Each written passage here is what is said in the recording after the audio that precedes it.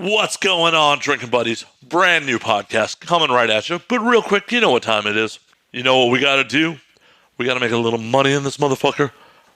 We got to talk about the sponsors, the people that bring you me, this show, and my drinking habit. First and foremost, we were brought to you by the video versions of ANWD Drink. The video versions are available on Vimeo. For $6, get you unlimited streaming of all 68 episodes, or 99 cents an episode. You could download it, watch it whenever you want. They're ad-free, full HD, and you just can't miss what happens in the video versions. Visual jokes, nudity. So be sure to check them out today at www.anwd.net/videos. Once again, that is www.anwd.net/videos. We are also brought to you this week by my Twitch stream. That's right, guys. I am Twitch streaming at least 3 or 4 times a week. Check it out at twitch.tv/MattFandSlayer. Come hang out in the chat. Watch me play some video games. Sometimes get a little sloppy while I'm doing it.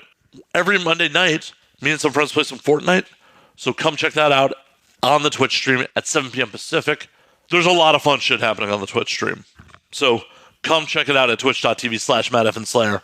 Right now my schedule is Monday, Wednesday, Thursday, Sunday. Come out for any of those streams. Come hang. It'll be a blast.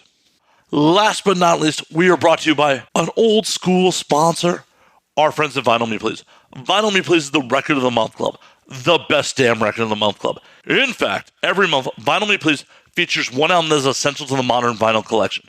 It has things like bonus tracks, inserts, colored variants, comes packaged with a 12x12 album-inspired art print, and custom cocktail pairing recipe. You can't beat it. Rad vinyl, new art, new ways to get fucked up. And by supporting Vinyl Me Please, you support ANWD Drink. I get direct proceeds off that shit. And Vinyl Me Please isn't like Record of the Month clubs of old. It's month to month, no strings attached, cancel anytime. So sign up today at www.joinvmp.com/ANWD. Once again, that is www.joinvmp.com/ANWD. My guests this week are the founding members of Insubordinate Records. Returning to the show for I don't even know how many times. Alex Ludovico is back. He is joined by Scorcese and producer Jason Griff. This one, of course, goes all over the place. Of course, we talk hip-hop, which I'm way over my head on. Way over my head. But we also talk some sex stories, some pro wrestling, some bad behavior. They're going to roll back through and probably have a full-on, just full pro wrestling episode. But in the meantime, sit back, relax, pop a cold one, and enjoy, drinking buddies.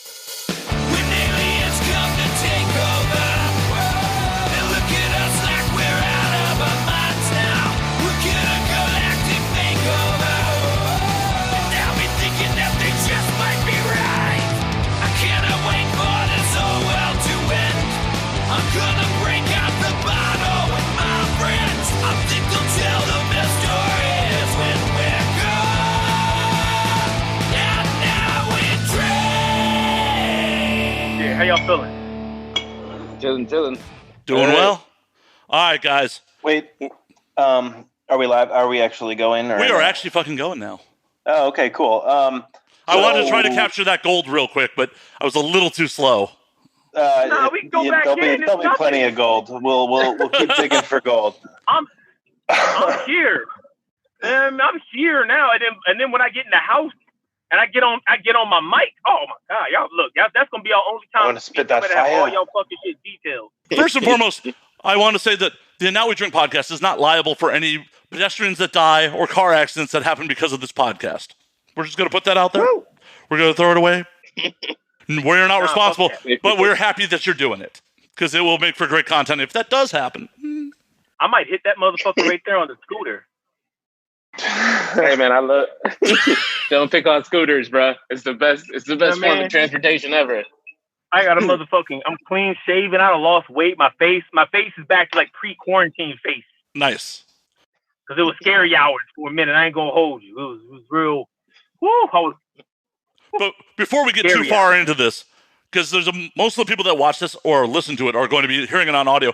Why don't we have everyone identify the voices? Because I will introduce you guys before we actually go on, but they need to be able to know who everyone is when they're speaking. Sweet. So, Griff, go first, I believe. My name is Jason Griff, and I'm an alcoholic. You're on the right show. Yeah. No, my name is Jason Griff, producer extraordinaire, producer for everyone involved in this little shindig we're doing here.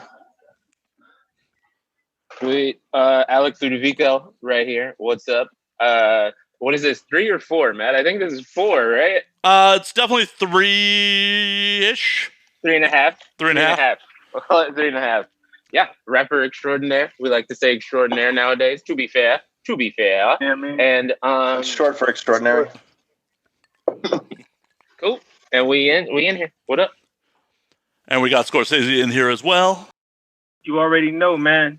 It's your boy, Scorcese Lord Jones, man. 1/2 of the Dream Team, 1/3 of Insubordinate Records, 1/4 of the Nation Gang, and 1/8 of the Zip Squad. I'm a whack rapper. Extraordinaire. So, and I say that when I say I'm a whack rapper, I'm so bad that I'm better than all you other motherfuckers. So if I'm whack, you motherfuckers is way worse than me, bitch ass niggas. Good. Heard.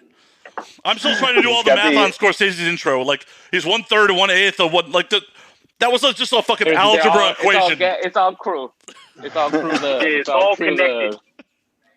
You know what I mean? Fellow Fedora boy, we in the building, even though ain't none of us got our fedoras on today. Yeah, Sometimes we put those away. Yeah, you know what I'm saying? Quarantine does not lend itself well to the fedora look. It just feels ridiculous to stay in my house sometimes with a fedora on. Although I've definitely done it. Can I keep it a buck with y'all? I haven't put on a pair of pants in months. I've been wearing nothing but jean shorts, not jean shorts, but basketball shorts and a hoodie in the crib. Been wearing your John Cena's. I got it.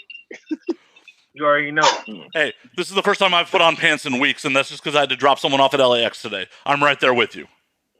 God, LAX is a cesspool.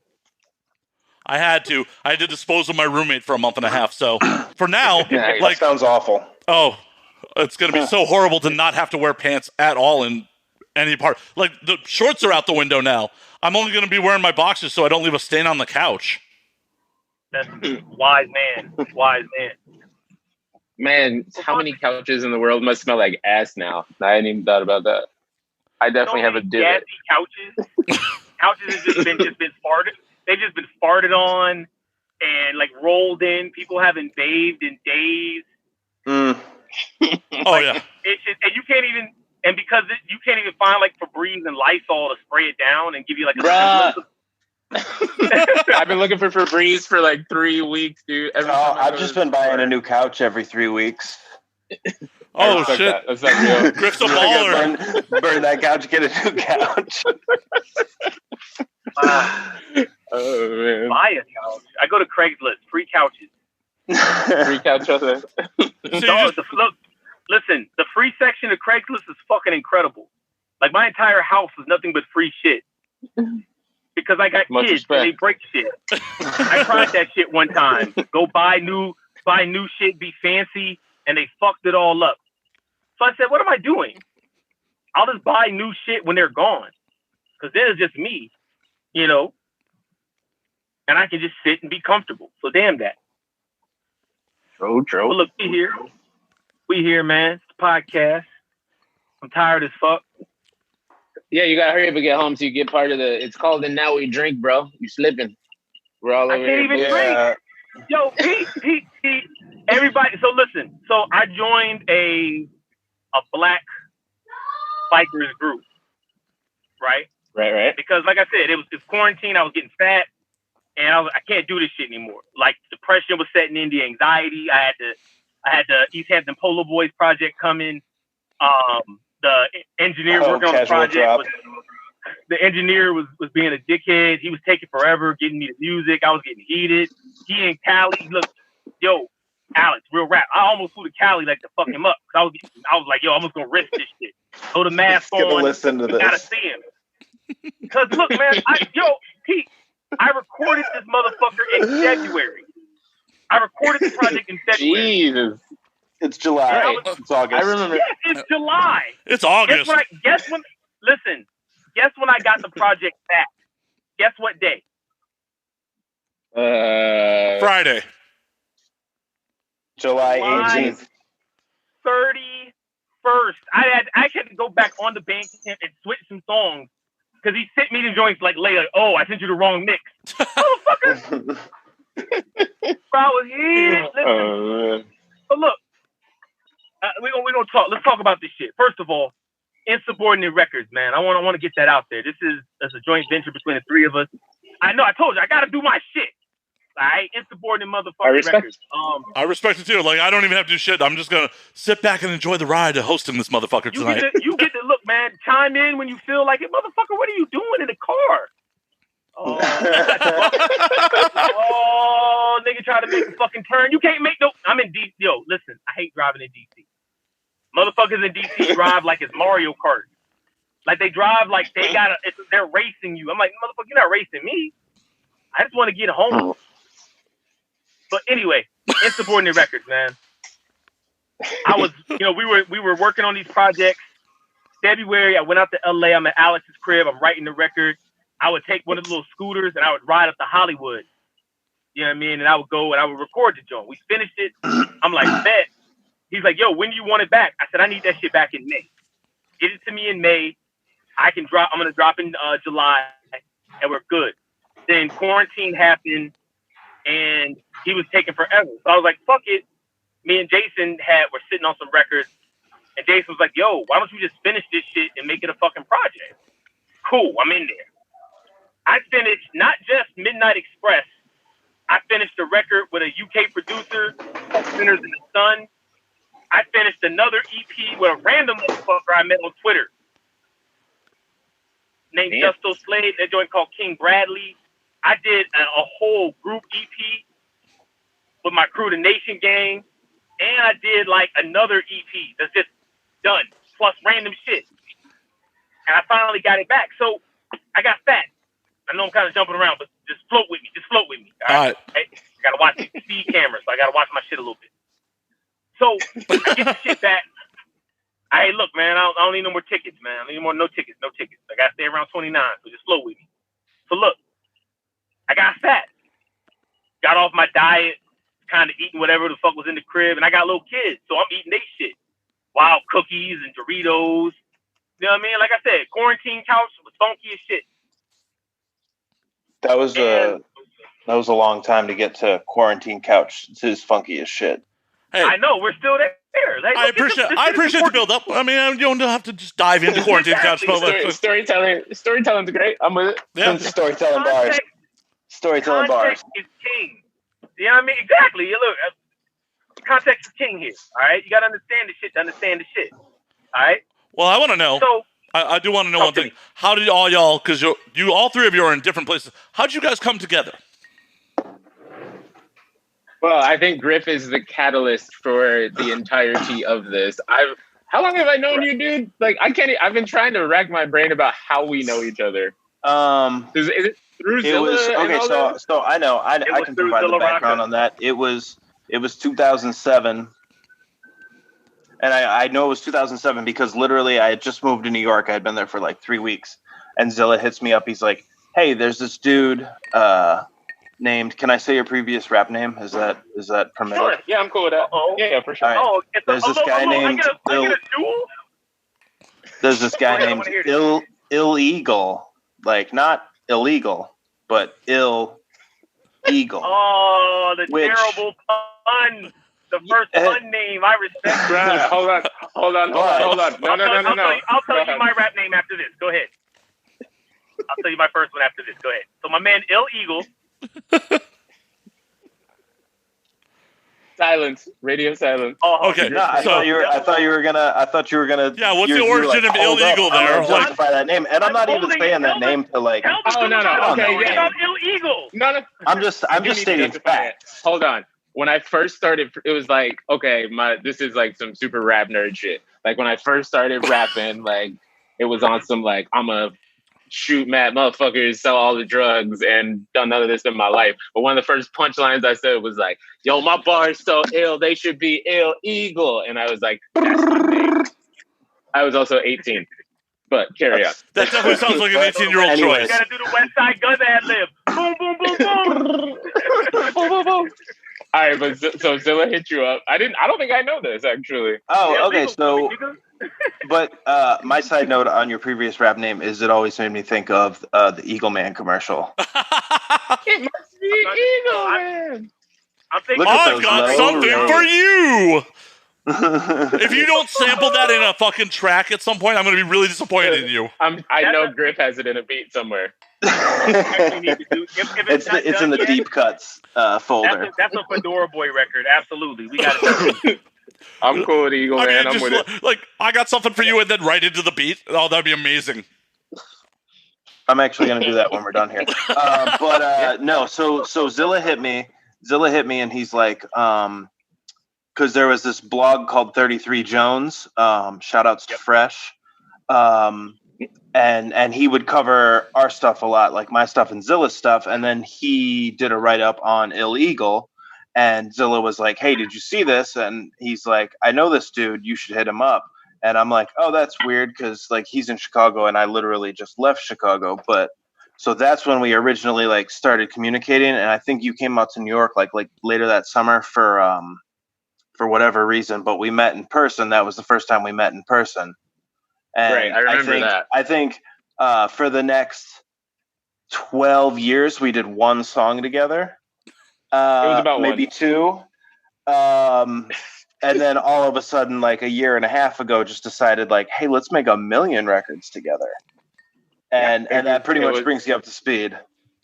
Yeah, that doesn't bring him up to speed at all. Right. We got the whole, where does Scorcese come in?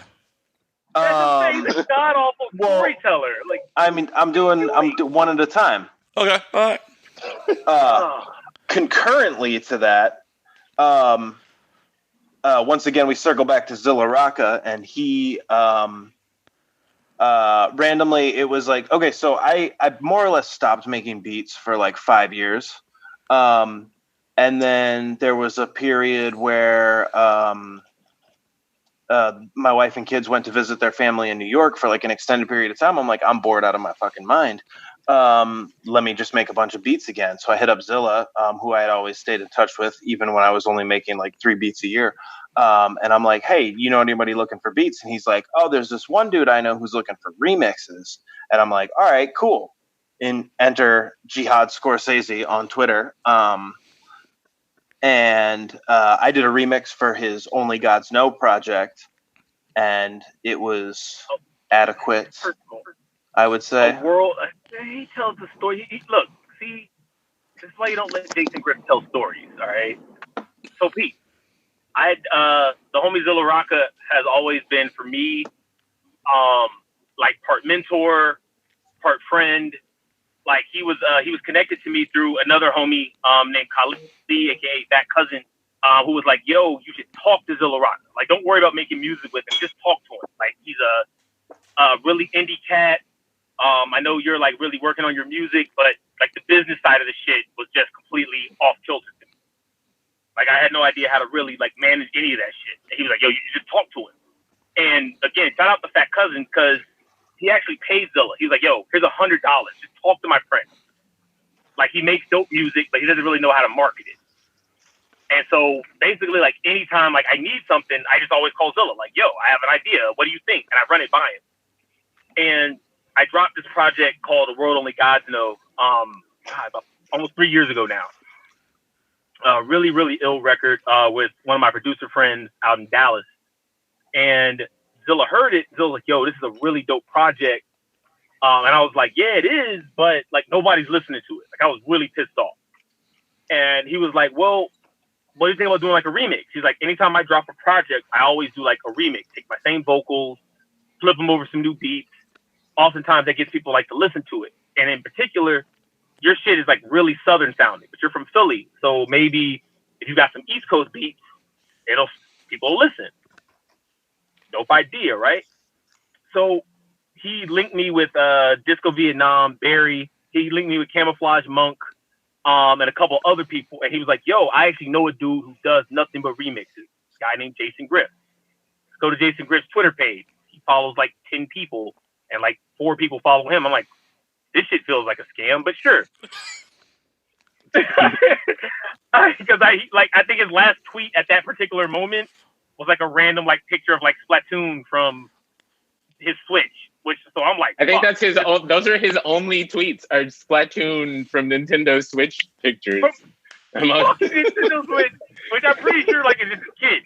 I think it's like his oldest son just sending these random pictures on his Twitter page. So I'm like, I don't know who the fuck this guy is, but all right. Zilla recommended him to me. He's got to be pretty cool. I hit him up, and I'm like, yo, I'm looking for a remix. You know, he gives me a price. Cool, I pay it. And then I don't hear from him for like 2 months. Oof. Now, I mean, when I say don't hear from him, it wasn't like, I can say like this, right? Like Disco Vietnam Barry, he sent me his remix back in a week. Like, he sent me a video, like, yo, I'm making this ill beat. I love the verse. Send me the beat, send me everything. Other people were sending me their shit back. I hear nothing from this guy. Nothing.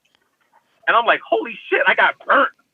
And I'm just kind of mad when all of a sudden, like, a random email just pops up. And I hear it, and the first thing I know is like, wow, this beat's kind of dope. Second thing is like, I'm completely off beat. So I'm like, all right, that's not a big deal. Let's see if we can fix it.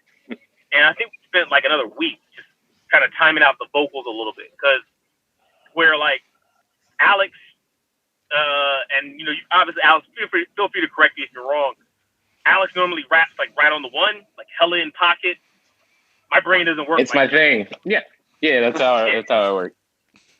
Yeah, my brain doesn't work like that at all. Like, I catch the beat where it feels comfortable for me, and so I might ride like the bass line. I might ride like an ill little like string that I heard, and I'm like, yeah, I just want to be on this, and it works, you know. But if you don't hear that, or you're like, yo, I'm not used to somebody riding, he catches a 2, or it comes in right on the 0, or whatever. Now I'm getting like nerdy music shit. It'll throw you off, and that's what happened. But we fixed it, and it was really ill. And what I liked the most was there was like this dope little sample he put at the end of it. I don't even know where the fuck he found it, but it was like really dope. And I was like, cool. Then like a week later, I just get a beat in my inbox. It's a random email. Jason just sends it off. And inside the email, he's like, yo, this is a beat I made. I'm probably going to send it to somebody else. But if you want to use it, that's cool. Alex, you already know. That's some bullshit. No producer sends you a random beat and just says, if you don't rap on it, it's cool. I knew flat out, like, if I don't rap over this shit and fucking crush it, he'll never send me a beat again. And so that record ended up becoming Death by Roll Up, which features Mr. Liss. Which is really dope fucking record. And from there, we just kind of started talking. I was working on a project for a pro wrestler, manager / wrestler, goes by the name of Stokely Hathaway. He's now Malcolm Bivens in NXT. And he asked me to do a mixtape for him. And I was kind of rapping over like other people's beats, doing some other shit. And I was just kind of like, it's cool. But I really would love to make some original shit. Make a fucking album. Hit up Jason. Jason's like, yo, I'm down to do it. And Jason he's like, oh, Stokely Hathaway. And he knew exactly what I was talking about. We started talking wrestling. And now I'm like, oh shit, this is a kindred fucking spirit. He knows fucking wrestling.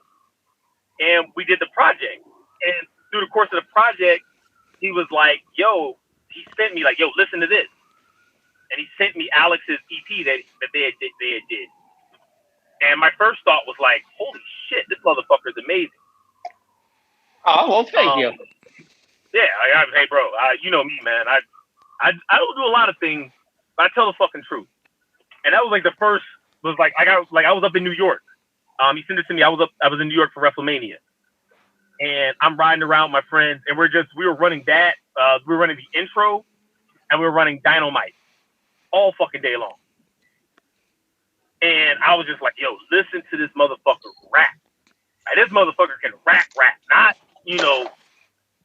putting shit together and kind of, not swag, not nothing. He can rap. And one thing I've always loved about Alex is the way he uses his voice. Like, I've always, like, my voice oscillates, it goes up and down, and sometimes that shit throws me off. Like, I'll get, like, really self-conscious about it. Like, oh, I don't want to sound like that. and I'll go back and I'll re-record something, and later on I'll be like, damn, I should have kept that. That was great. Like, that was one thing from just listening to Alex shit was like, nah, keep it. My voice is my voice. People fuck with it, they fuck with it. Yeah, man, that's how I've always been. That's a school of young thug for me. It's just like, whatever, dude, the crazier you sound, the better. Like, I'm just like, because I used to be super self-conscious about like vocal inflection and shit. Like, I mean, I fucking hate my speaking voice. In my head, I think I've said this to Slayer before. In my head, as I'm talking to you now, I hear Lawrence Fishburne. I know that's not how it's coming out. Definitely not. I know that's. Yeah, it's not how it's coming out. I'll never unsee that. No, yeah, I hear Lawrence Fishburne in my head as I'm speaking to you. Specifically, like Morpheus Lawrence Fishburne is the tone I hear in my head. Oh, I actually thought Cowboy Curtis. Alex, do me a favor. Offer me some pills. Would you like the blue pill or the red? See, no, dude, it sucks. It fucking sucks. I don't want to see it in your normal speaking voice. Give it to me in your normal fucking speaking voice. I want to hear the blue pill or the red pill. Would you like the blue pill or the red pill? Yeah. And it's so sing-songy and inflection-y and shit. And it's just like, well, fuck. I don't know why this happened. It's cool. Like, I guess it's like, I had to learn to accept that too. Like, it used to bother the shit out of me. I was like, dude, I know I can fucking write crazy raps, but I wish my, like, fucking chain smoking, hoping that it affects my voice and shit. And now, just whatever, dude. Like, I know my shit's fire and it's cool. So I appreciate you saying it. Man, there were times, and if I ever let y'all hear some of my original, bro, listen. So, and I meant to say this too. So, Ill Eagle meet Wilson Fisk, the Kingpin. That was my original rap name. I know it was so. I know. Hey, look, that's I know. So bad. I mean, I don't hate it. I don't hate it. I mean, I'm not crazy about it. I can tell you a CD where that shit, and it's on the CD too. Oh God, that's not horrible. I mean, there's been other comic book references throughout rap's history. But you have the Kingpin of Crime. Yeah. I was the Kingpin of Rhyme. Wait, how did you? Oh, okay. No! Right. Wait, how did you spell it though? Was it WYLXZN? F. Will. So it was Z. No. So it was just Will WILL Fisk $FI K. The dollar sign. Should have known there'd be a dollar sign. Of course, the dollar sign was there. Come on, man. It's hip hop. Hip hop. See, I would have seen it as like Will SIN, Will Sin. Oh, that feels like a porn name. So I feel like that's my world, man. That's my world. This feels like a very on brand. But it's funny because all of my friends, because nobody calls me Shelton. Like that's my government name. Like no one on earth calls me Shelton except for my mom, and only when she's pissed. Oh, funny story. So, I actually call you Shelton when I speak about you.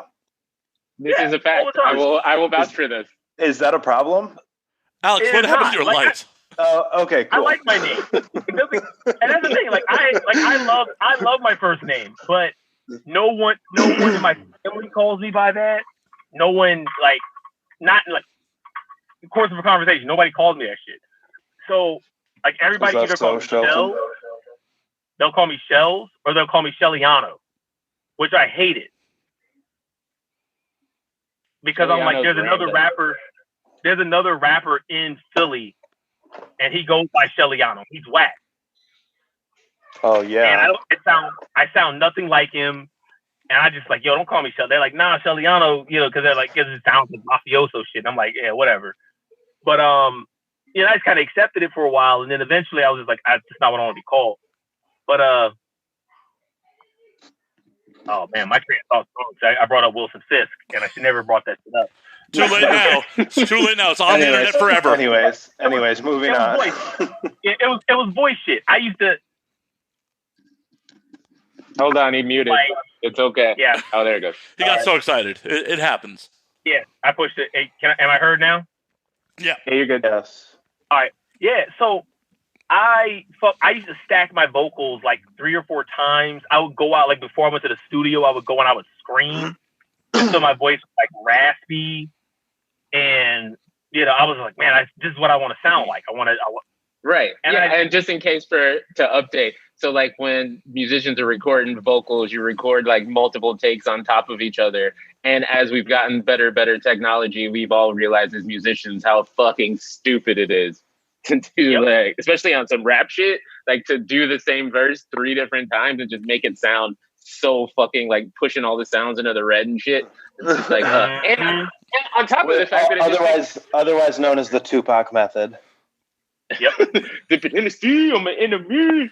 And it's stacked, and it sounds like 8 of you in the booth, and it just, oh god, like go back and listen to like an old Onyx record or anything from like early like 92, 94, and you'll hear that shit. Like Nas used to do it, Ray, Meth, everybody was stacking vocals, especially up in New York. They got away from it in the South. But even in the South, like it's bad. Like you listen I was listening today, like old 8-Ball and MJG, and they have 2 of like the smoothest, like deepest voices in the world, and they're stacking vocals. They're just like, oh god, this shit sounds that awful. Is, I can't, they're awful. But yeah. So anyway, Alex, Dolomite, I heard it, and I was like, bro, I want to do a verse for Dolomite. I want to do a remix, and in my typical fashion, I tend to like say things out loud before I actually ask. So I just kind of went on Twitter and was like, yo, I'm going to do a Dolomite remix. And I was just like, all right, tight. Yeah, and Alex was cool with it. I was 100% cool with it. He was like, yeah, do it. And I was like, fuck it, I'm going to fly to LA and we'll just record it. And he was like, oh, yeah, you can stay at my place. And I was like, all right, cool. Yeah, dude, fuck it. And then on top of the fact that my studio dude here is always booked up all the time, and he's I'm not going to shit on him, he's a great guy. But it's very annoying booking studio time.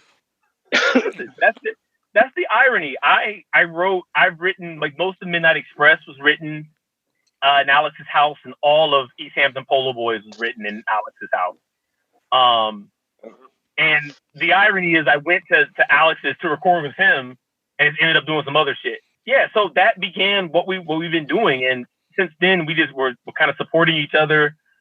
Jason obviously is like the linchpin as the producer, and we were just like, look, we've been doing this for a long time, like the 3 of us kind of working together for the last like year and a half. And I was like, why don't we just make a label and promote ourselves and kind of do what we're already doing, but do it as a cohesive unit. Nobody laughed at me, which I appreciated. Nah, bro. I mean, it's strength in numbers. That's some real cliche shit, but it's some real shit. I mean, I say this shit all the time. High tide raises all ships. Yep. So I'm, in a lot of my professional capacities, I am all about that shit. Like, if I was worried about the competition, that means I'm not putting out a good enough product. Right. Exactly. So your only competition is you. Exactly. Can you do better than you did? Yeah. If people attach to another show, another medium or whatever, that means I'm not doing a good enough job. It doesn't mean that I should hate on someone else who is more successful than me. Fuck that. I hate on people all the time. But do you hate on people because of their success, or do you hate on people because you're hating on them for another reason? I mean, I'm a professional hater, so that's a part of my job description. But no, I mean, so I don't hate on success. I hate on how people do whatever it takes to be successful. Like earlier this year, right? Like me and Jason, we dropped our Dream Team project, and it did pretty well. A lot of people liked it. A lot of people grabbed it, and I was like, man, I wish this would have done better. Because there's me and Jason talk about this shit all the time. Then Alex drops The Red One Is Here Run. Really great project that you're like, yo, I want people to listen to this shit. Like, just listen to this. Like, listen to Dipshit. Dipshit is one of the best songs to drop last, 12 months? Well, thank you, sir. Well, I'm sure we'll be providing all the links in the bio. Most definitely. Look, man, I'm not saying this like because Alex is on or Griff is on or anything like that. Like I genuinely think this shit. Like I listen to a lot of fucking music all the time. And I listen to some people. I listen to people that, yo, go listen to so and so from New York, or go listen to this guy from Connecticut, or go listen to. And I listen, and I hear the same shit. It's a really boring loop. There's no drums most times, or the guy is. And again, like I'm a writer. I'm a writer's writer. You know what I mean? And so, like, I pay attention to words probably a lot more than most other, like, people, like, listeners. And I'll go, God, this is so boring. Everything is set up, and I just watch, and people will go, yo, this is the illest shit. And I'm like, just listen to this one time. Listen to Monsters, Inc. one time. Listen to Dipshits one time. You know what I mean? Like, go listen to a Griff beat tape one time. Like you're getting all these beats, and Griff, he's probably tired of me like tagging him on shit. Anytime I see somebody like, yo, looking for a beat for a project, like I'll tag Griff, and Griff will go, yeah, fuck that, I'm not doing that shit. And part of me is like, no, like I tag you because like I know like you're dope, and I want people to hear your shit. You know, and that's how this insubordinate shit works. Like we push each other because we know the shit we're doing is good. And now we just want a new platform. We want people to pay attention. And that's why like coming on this podcast matters. You taking the time to listen to us talk through our catharsis, for me to explain to you why I hate Jason Griff. And it's this ongoing thing with them where it's just like I hate him, and I think it's so adorable. I'm here to provide that therapy. It's all good. Fuck Jason Griff. I don't think I started my shit when I said that. I had to make sure I threw that. I've written a song about how I was forced to hunt down Jason Griff and murder him. Hey, Griff, your mic's muted, by the way. I mean, no, leave him muted. He muted himself. I did mute myself, but I mean, I don't know. You can, you still got video, right? It was. Oh, we got that. But this is primarily consumed via audio. I mean, see, nobody saw that shit. I mean, we haven't seen Scorcese in like 15 minutes, so. Right. You didn't miss much. Are you still driving? No, I'm parked in front of my house. I'm just lazy. If I go in the house, I got to get off of this for like 5 minutes to get on my computer, which I could do. Why don't you text one of your kids and tell them to bring a beer out to you? I can't have a beer until September 24th. Dude, time doesn't matter. We're in quarantine. Time doesn't matter. You can have a beer right now. What is it, September? Honestly, it might actually be September 24th for all I fucking know. Right. No idea. I want alcohol so bad. Then you should have a drink, sir. Listen. I'll be real with you. You know? I made as a part of me buying like this bike. This bike was kind of expensive. My wife was like, yo, you got to work out every day. You got to ride at least 30 miles a week. And you can't have a beer until your birthday. Well, you do know that like beer is great for recovery. Like when marathon runners finish marathons, they have a beer to recover. They drink a beer. Yeah. Oh no, I know this. I've had like that very specific argument with her, but listen. All right, I like pussy. And respect. Right. I sometimes look, the greater good. If it means I can't have a beer until my birthday, I can wait. And then I can toast because so September 24th, same day that Midnight Express drops. Shameless plug. Hell yeah. But yeah, so I'm gonna be sober. But I'm parked in front of my home right now. I'll get out of the car in a second because I look around a bunch of white people in a black. The last podcast I did from the car. I'm proud of you. Woo! Hey, buddy. It's my favorite rowdy kid. Hey. The other ones are cool. He's coming home with me. Wow, I didn't realize we were like full on. Are you gonna go somewhere with this guy right here? The mystery guy that doesn't even have a picture? Say yes. Is this the first time children have been on here, Slayer? Like, normally it's just porn stars and shit. Yeah, this is wildly inappropriate for children to be on here. I no wildly longer feel inappropriate. Comfortable with him in the... No, take him out. Take him out. Take him out. Take him out. I was like, yeah, I'm gonna be right. good. Say bye. Say bye. Bye, buddy. Bye. Bye. Normally, you're adorable. Normally, we have a bunch of people who practice making children on, not actual children. Yeah. You'll have to tune in. Tell the fam hello. All right, guys. Well, so the whatever today is versus whenever this podcast is posted is pretty much my life expectancy now. Oh no! So did I get you murdered? Is this my fault? Oh yeah, Matt. Take your time. Take your time post editing. Hey, Matt. All I'm gonna say is this: it's fine. It's fine. It's fine. It's nothing. It's fine. It's fine. There's nothing happened. Hey, no one who's ever had sex on film is on screen right now. Yeah. Okay. Let me rephrase. No one who has had widely distributed sex on film. Let me turn this. I was like, no, I'm just kidding. There could be a couple OnlyFans rocking that I don't know about yet.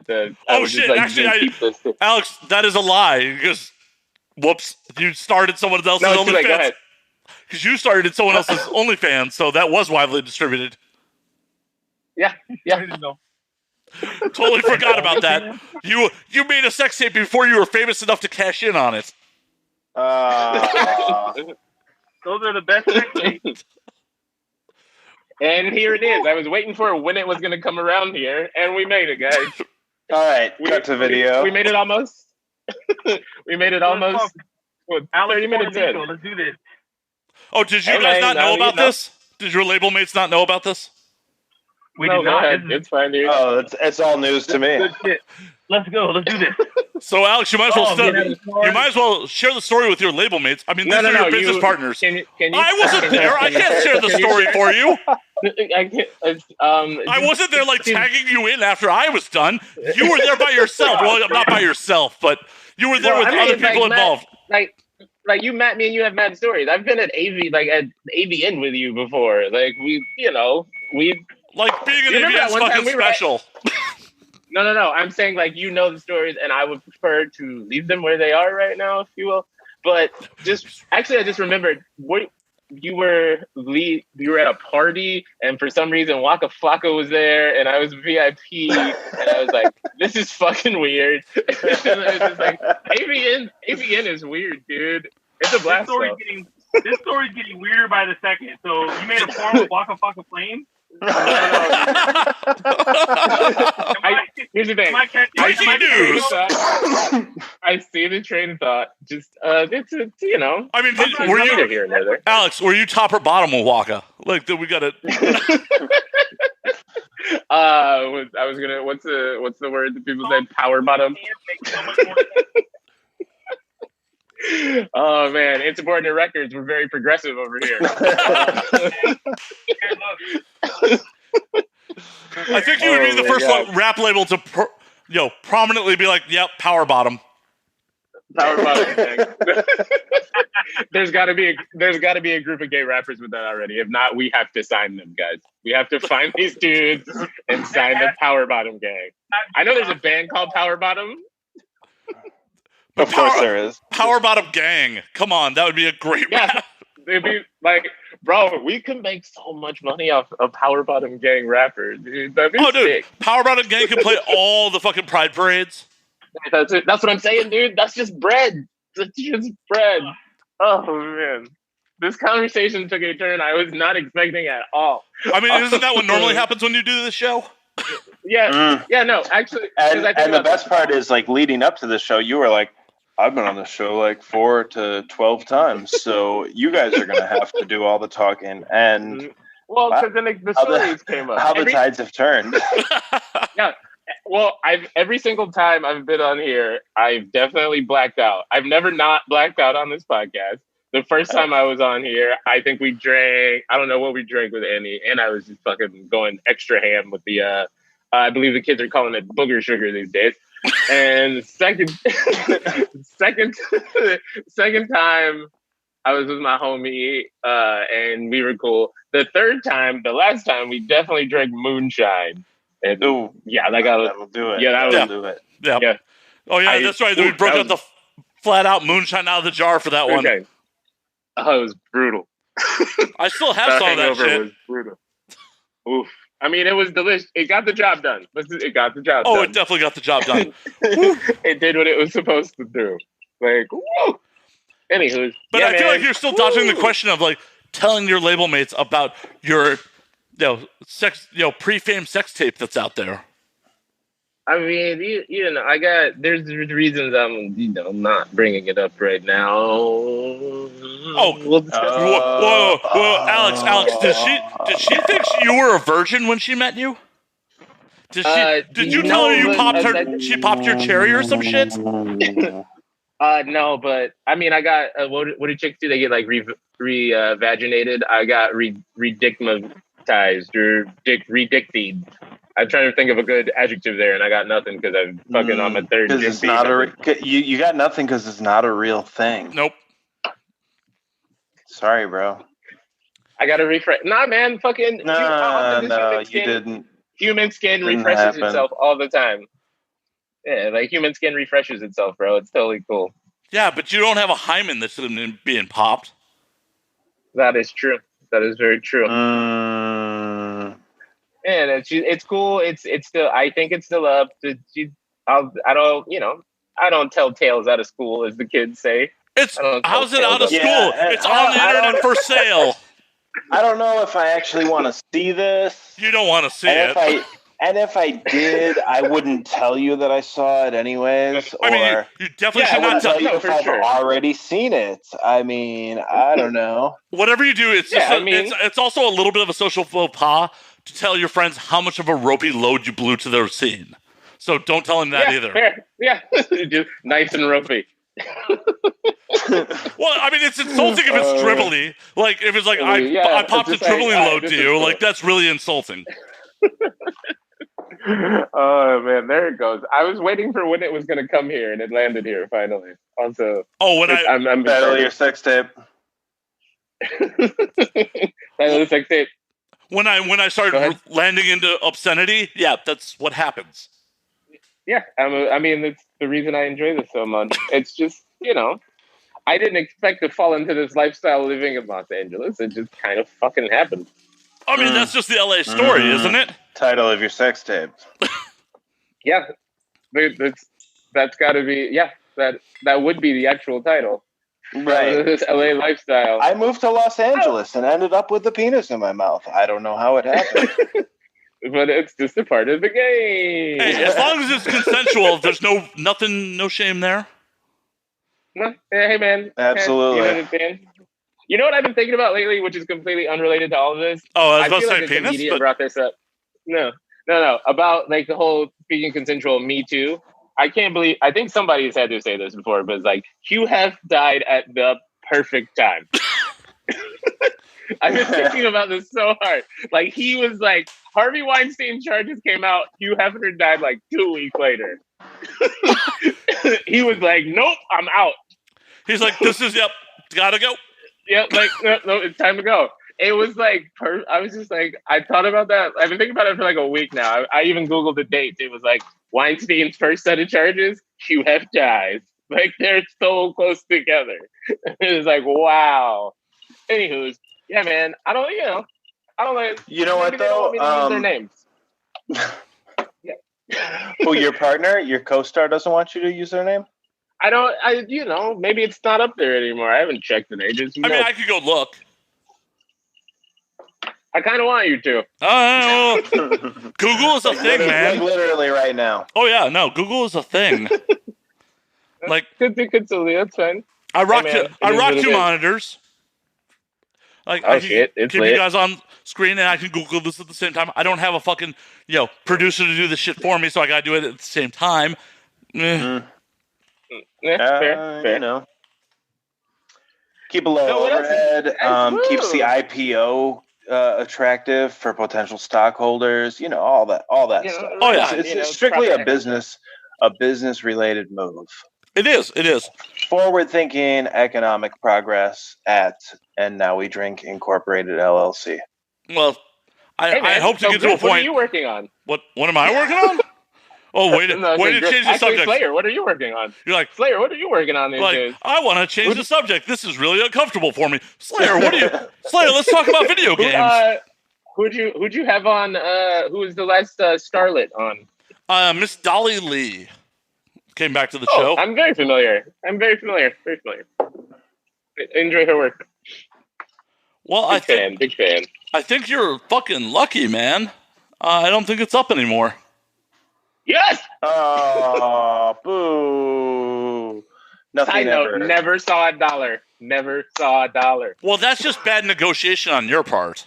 Yeah, you fucked up, man. Hey, man. Like, that's on you. To be honest with you, that's what I mean. What's the difference in pay scale there? Like, dudes make like what, $12 a scene or something crazy? So, well, they make average on $300 to $500 a scene, right?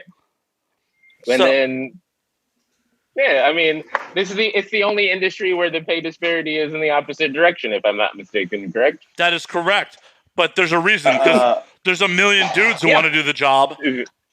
Yeah, and I totally get it.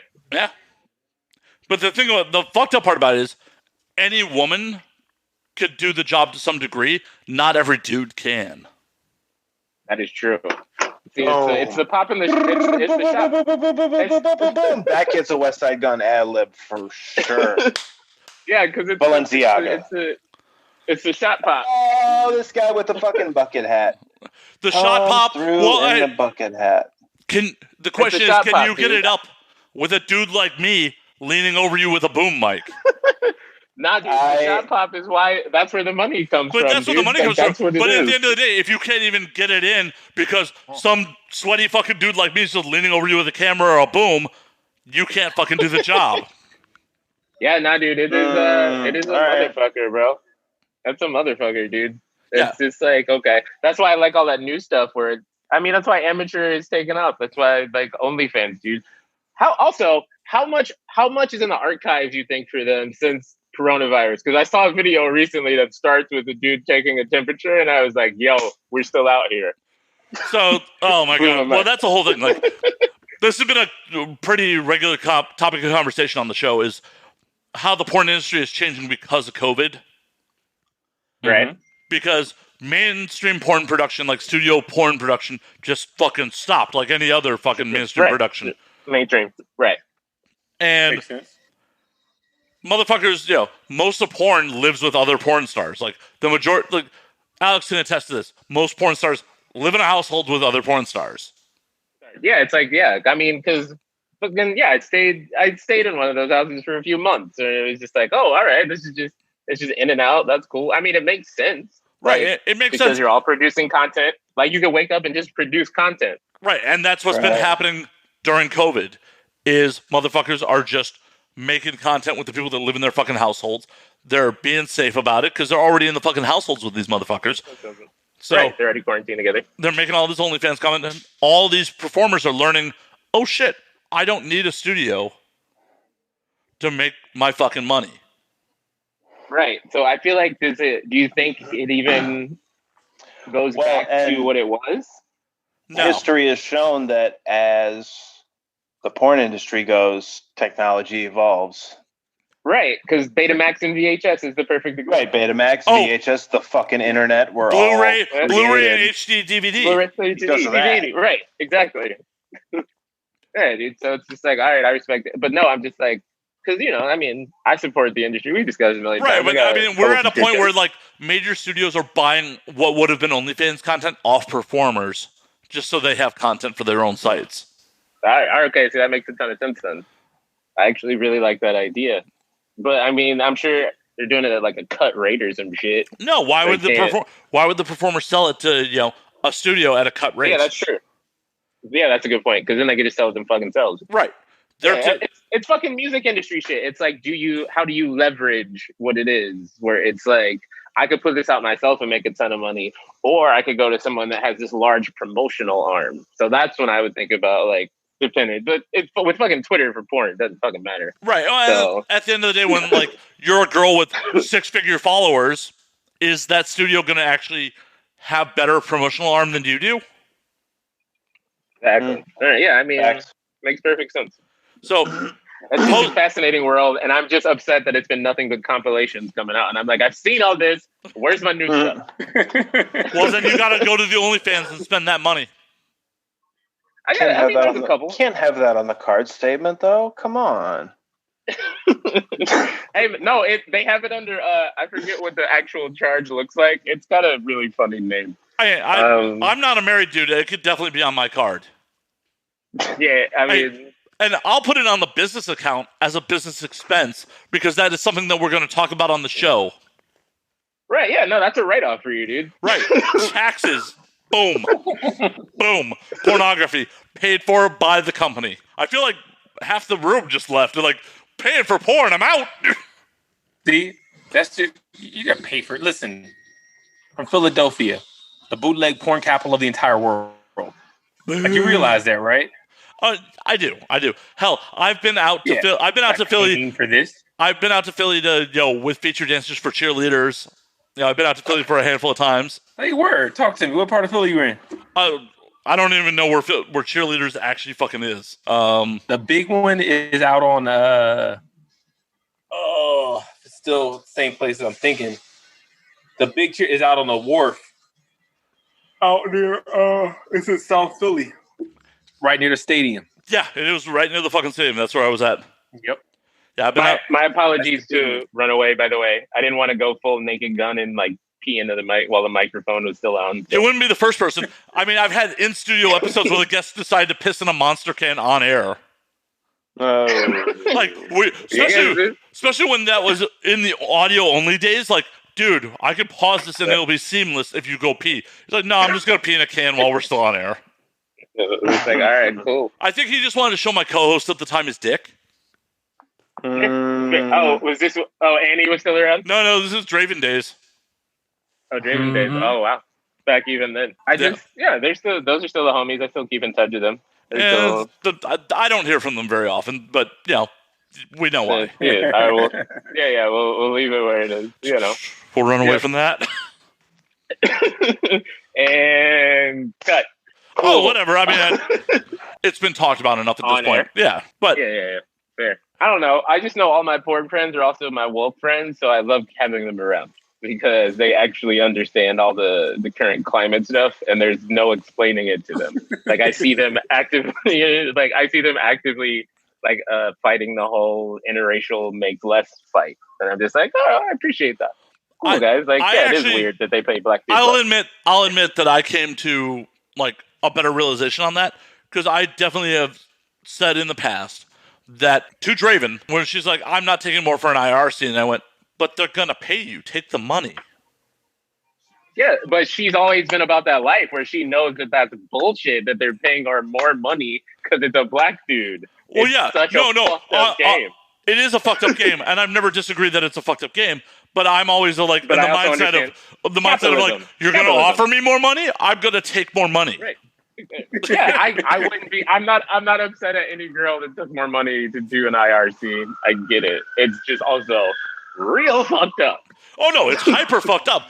And I don't know. Just my mindset is more like capitalist than principled at times. Yeah, for sure. Yeah. No, I like. In fact, like I said, I'll live with that. Like, it's not that upsetting to me that someone was like, all right, even if they're like, man, this is fucked up, but thank you for this extra $200 or whatever the fuck. Yeah, I mean, I've come around. I've been enlightened. I've come around on it. And like, no, that's just fucked up.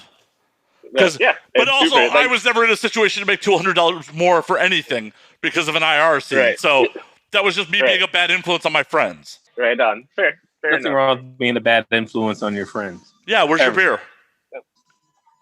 See, I'm drinking something in here, all right? I don't believe you. I'll tell you what it is. I don't believe you. But it's good. It's a fucking protein smoothie. I didn't have time to make a protein. I'm actually hungry as hell. See, just tell your wife it's a recovery shake, not a beer. See? Yeah. My wife is watching Top Gun right now. So she won't even know. She won't even know. You should have a beer, sir. Yeah.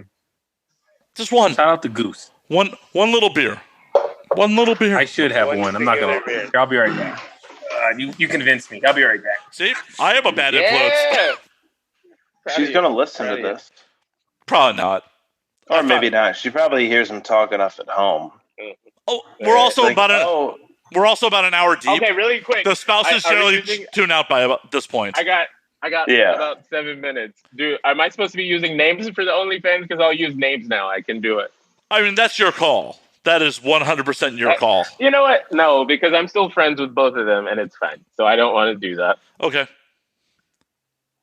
But tell the fucking story now that you're free and clear to do so. Oh, I mean, well, this is during... So the one story is living at, I mean, he never really had a name, but it was kind of Porn Palace. Yeah, my old studio.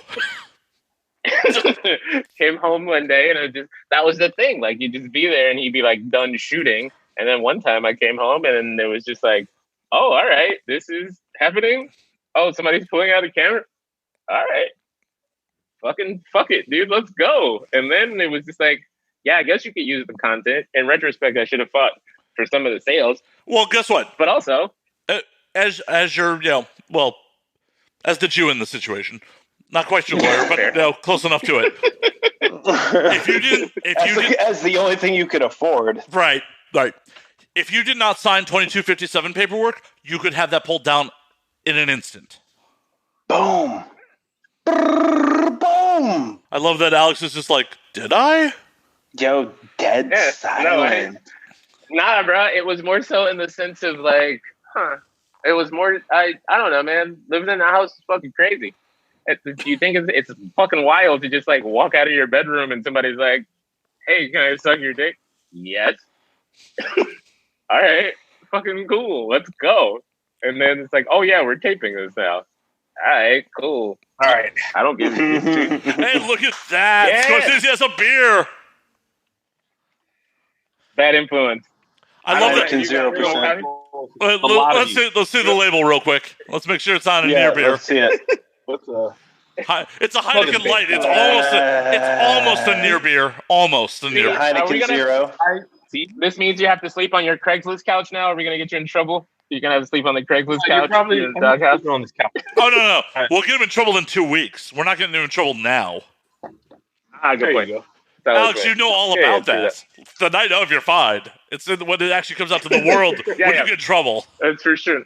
Bruh, okay, I don't think I've told him this either. I made one joke. I'm still stuck on the Waka Flame thing. We never got to the end of that. Out. Oh, no. This was just me talking about the AVNs. I was just saying that I'm on like 2 OnlyFans. I don't want to give out their names because we're still all cool or whatever. Or I'm not up there anymore. He checked for me. But I was just talking about how the first time I went to the AVNs, who did I even fuck? Oh, I went with someone I'm not particularly close with any longer. That's a whole nother story. But, look at that Slayer face. The same person I'm not particularly close with anymore? Chicago friend? Yeah. Yeah, same dude. Yeah. Because that's the whole thing about when all the Weinstein stuff happened. I was reevaluating all my male friendships, and I was like, oh yeah, that dude. Neither here nor there. Wow, I'm happy. Like when you reevaluate all your male friendships, you're like, oh, Slayer's still cool. Slayer made the cut, dude. Because you're up front. It's nothing sketchy. It's not sketchy with you, dude. You know what I mean? Like it's the lying that's the corny part. If you're up front as a dude about like, yo, I'm fucking slut. Like fucking, this is what it is. Cool. If you're out here coercing and trying to make shit happen on some liar shit, you're a fucking cornball. Yeah, but so we went to the AVNs for the first time, and it was cool. I got to. This is the first, like when I first moved to LA, like the first girl I was kind of hooking up with a little bit she's relatively famous, but whatever. And then I went to the AVNs and I saw these people. And then at some point, who were you hooking up that was relatively famous? I don't feel like I know this. We'll call her one of the premier BBW stars of the industry. April. Oh, okay. I didn't know that. That was literally like day one of me living in Los Angeles. Well, I can talk as free as I want at the moment. Yeah, no, I mean, we're still really good friends. I love her to death. She's cool as hell. But no, we went to the AVNs, and the thing I remember the most is at some point we meet up with Slayer, and Slayer is playing like fucking Wrangler for the entire. Was it just Burning Angel, or was it every like? It was a lot of for the Burning Angel stuff. He was playing Wrangler. He's like, everybody get in line. Everybody walk like this. And I was like, Jesus, Slayer, you're like the dad of Burning Angel. Yeah, like, I was being paid to do that. That was my job. And I was just like, all right, yeah, because I'm just like, fuck it, I'm getting in this line, dog. I don't know where we going, but Slayer's my boy. Let's do this. And so we end up at some random stupid ass Vegas club. And fucking, I look over and we're in our VIP section. And I look over and I'm like, is that fucking Waka Flocka over there? And I was like, all right, cool. Like, I guess it's also like my first real Vegas experience at the same time too. You know what I'm saying? Like, you like fucking right. The avian and Vegas experiences ruins like normal Vegas experiences for you because you end up in these. I love to refer to them as porno zoos. You end up in VIPs roped off from the public with all these porn performers and just thirsty dudes like basically hanging at the ropes like we're a fucking cage. Like, oh my god, look at them! Dude. Are they gonna fuck in front of us? Oh my god! Yeah. Yeah, dude, like, I remember, so I've, like, roadied for Annie, right, a few times, and that shit, it, like, protecting her from her fan base is disturbing. We were in Vegas at the Hustler Club, right? Like, she had just finished dancing, cool. This dude walks up, and I feel like I was also probably, I think I was on shrooms, so this might not be entirely true, but he had this carving of a horse, and he was like, I read somewhere that Annie likes horses. I want to give this to her. And I was like, nah, dude, like, you got to keep that. Roadieing for her has been the weirdest experience of my life sometimes. I have definitely said this on air before. You fucked up by not just taking it and disposing of it. You never disappoint the fans. Your job is to take the fucking gifts from them and then determine if they're actually a threat or not and then fucking dispose of them. You don't want to disappoint the fans because they spend money. Correct. I see your point. I see your absolute point. We definitely had this conversation in front of Annie on a previous appearance. We definitely had that exact conversation. I saw the crazy in his eyes, and I just was like, nope, if I'm here to be the tall black dude to protect, I'm going to be that role. This is also after having to go on stage and clean up money, which was like the most jarring experience in my life, where it's just like, all right, Annie's done dancing. Oh, you're the roadie. You got to go pick up all the cash off the stage. It was just like, all right, this is fucking weird. Been my job like, many fucking times. So all these fucking creeped out ass dudes staring at me pick up all this money, and I'm just like, ugh. Speaking of man, this industry. Yeah. Speaking of Philly, speaking of cheerleaders, like definitely had to do that while I was in Philly, and then some fucking VIP at the club was like, I want to buy fucking. I was up there with Andy Sandemus, and I want to buy Andy's. Love her. I want to buy Andy's shots, and you can't let the feature get fucked up.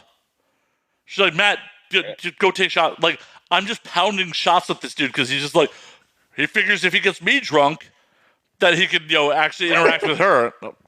Oh, man, dude, that whole. You're just forced to sit here and just destroy your liver to protect her. Yeah. It's amazing content.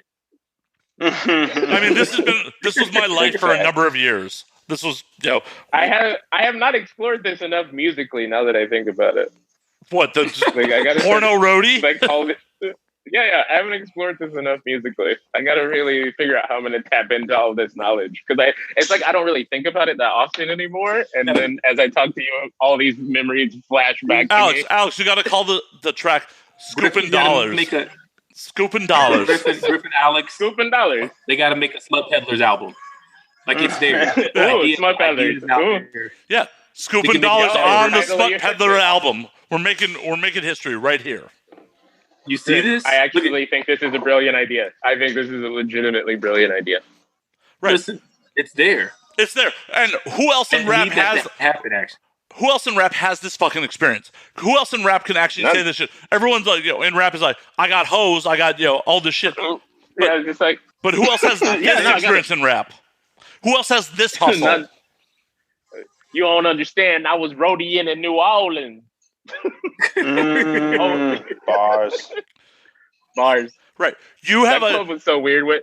You have a hustle that nobody else in rap has. That is true. It was a blast. I'm living this good laid back life nowadays, but it was a fun time. Yeah, like. Anywho's, But I mean, I want to explore this a little more because, like, you're not big pimping, but you have girls still paying for you and paying you to be there. Yeah, it was interesting, and then like when you're there, like the regular strippers are just very friendly and nice, and it was so like you had a very different experience than I've had. I've had some really fucking angry house girls. Actually, this is also in Philly. On the same trip with San Dimas, she was dancing to some Megadeth song. I think it was Symphony of Destruction, and some house girl got shitty about it because it was one of her normal tracks. Oh, it's her song. It's her song. That's fucking whack, dude. The girl's talking shit backstage about, like, I can't believe she's dancing to my fucking song. Andy literally runs out of the dressing room like, bitch, I can hear you. Like, nope. I gotta protect you from yourself here. Go back in the dressing room. Like, yeah, like, oof. That's the kind of man. That whole industry, they're all fucking like, it's so competitive, and it's just like I feel for them. It's just, I mean, they're fighting for the same dollars in that situation. I get it. Right. Like, yeah, no, and it's like, you stole my song. Like, I got a move that I do to this song, dude. Like, this is my song. This is my move. Thankfully, like, the girl realized that she had fucked up, and she's like, oh shit, her roadie's in a Megadeth t-shirt. Okay, I guess she's legit. Like, I just happen to be wearing a fucking, like, Rust in Peace shirt. Just randomly. Let's recap.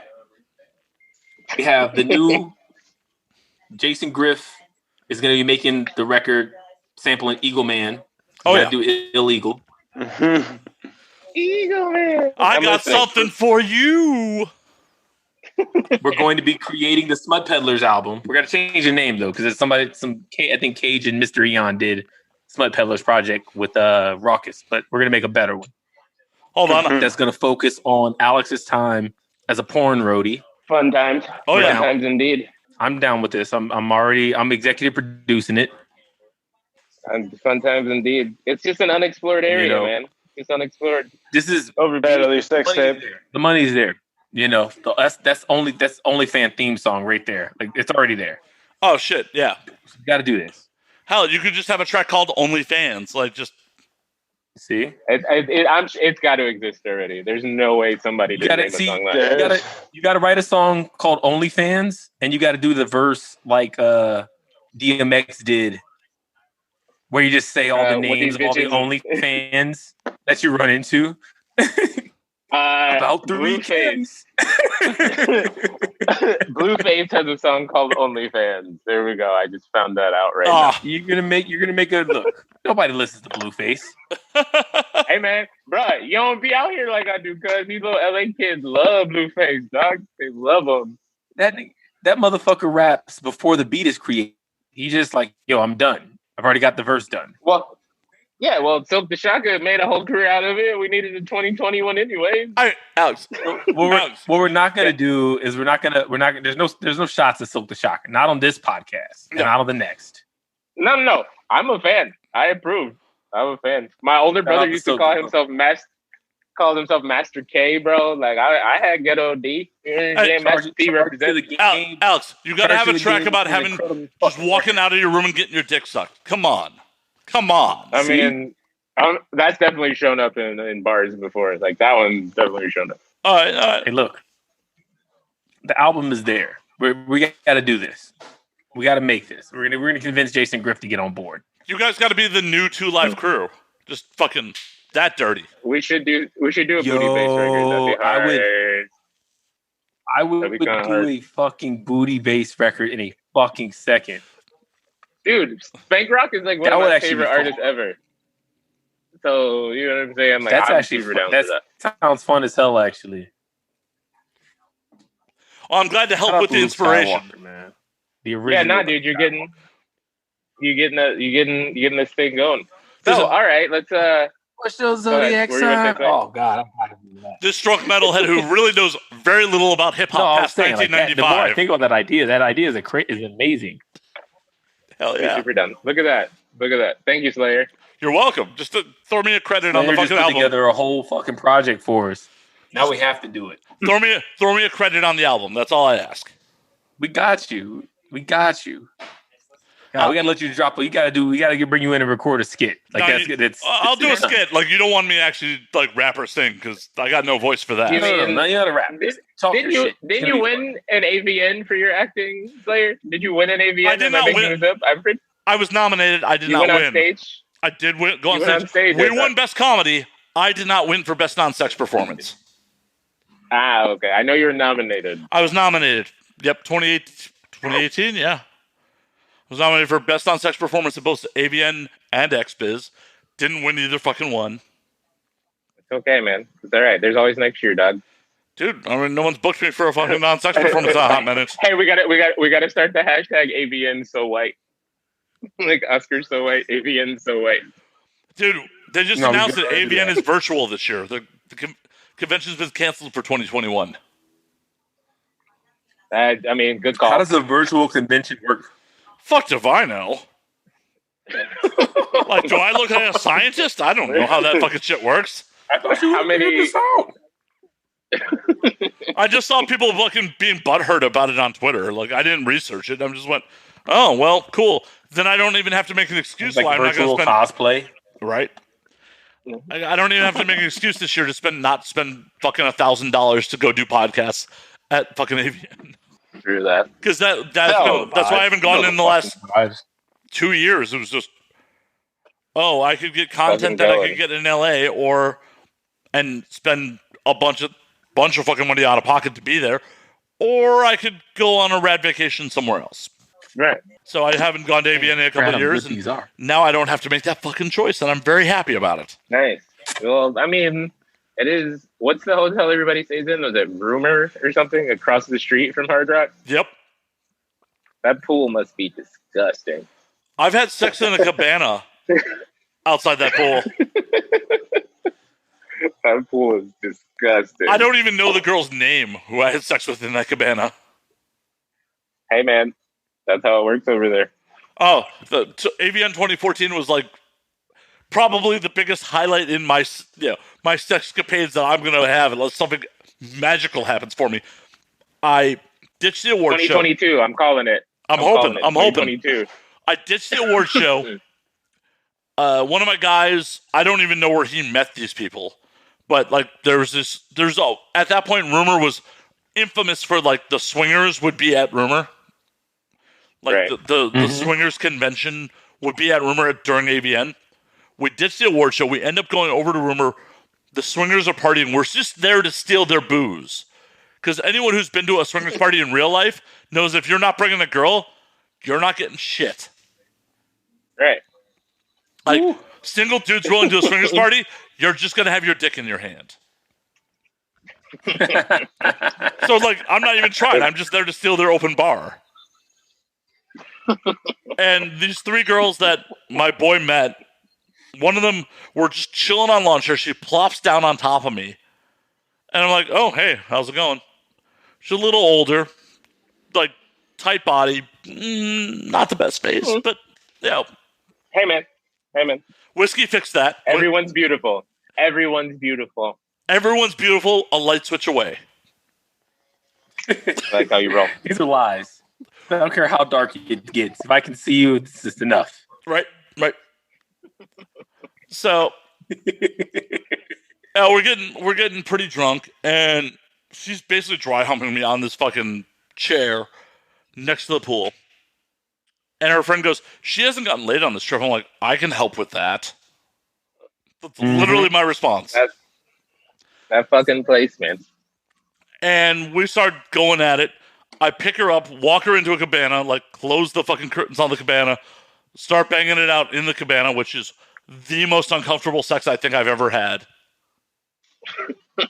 Like, there's just no good positions in a cabana. I mean, it's not really, it's for lounging. So. Right. Yeah, I know, but heat of the moment.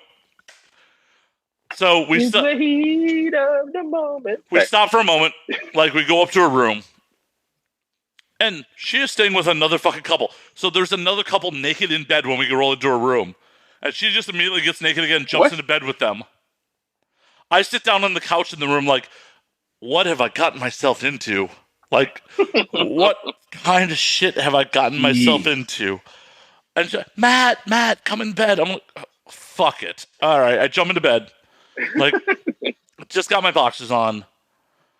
She ends up starting to blow me in front of these dudes, like the couple, like that's in this bed with us. I'm like, I don't want to swing with these two. Right. Like they're what you would think of a swinger couple. Like not my. No.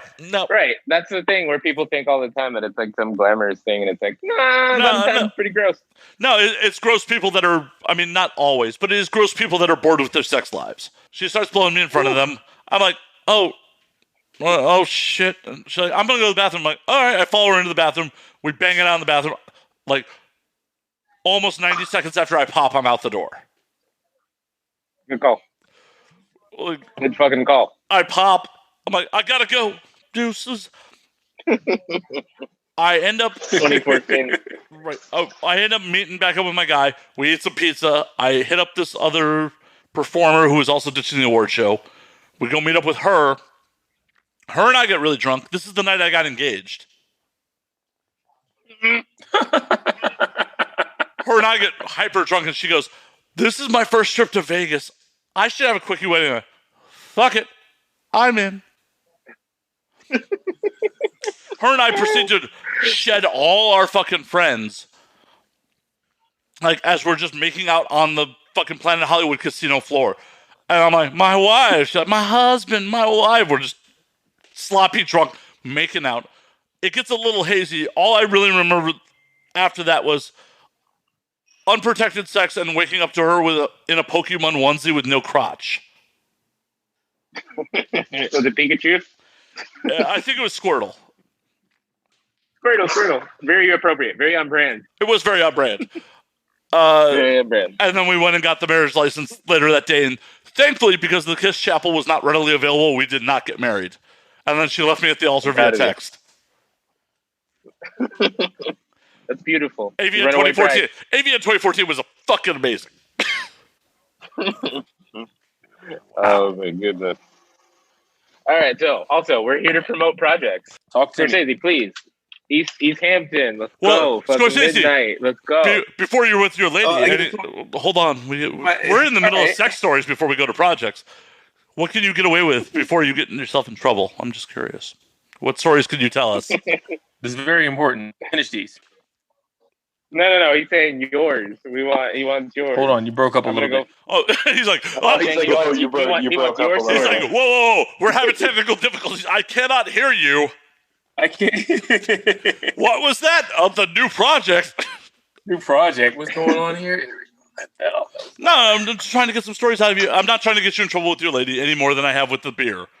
But I know you didn't come into the marriage a virgin, so any wild stories you could share with the audience?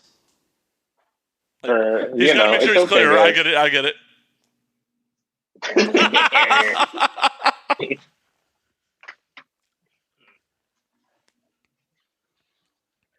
It was the heat of the moment. Repeat the question one more time. No, just any wild stories you could share with us in those wild Philly nights before marriage.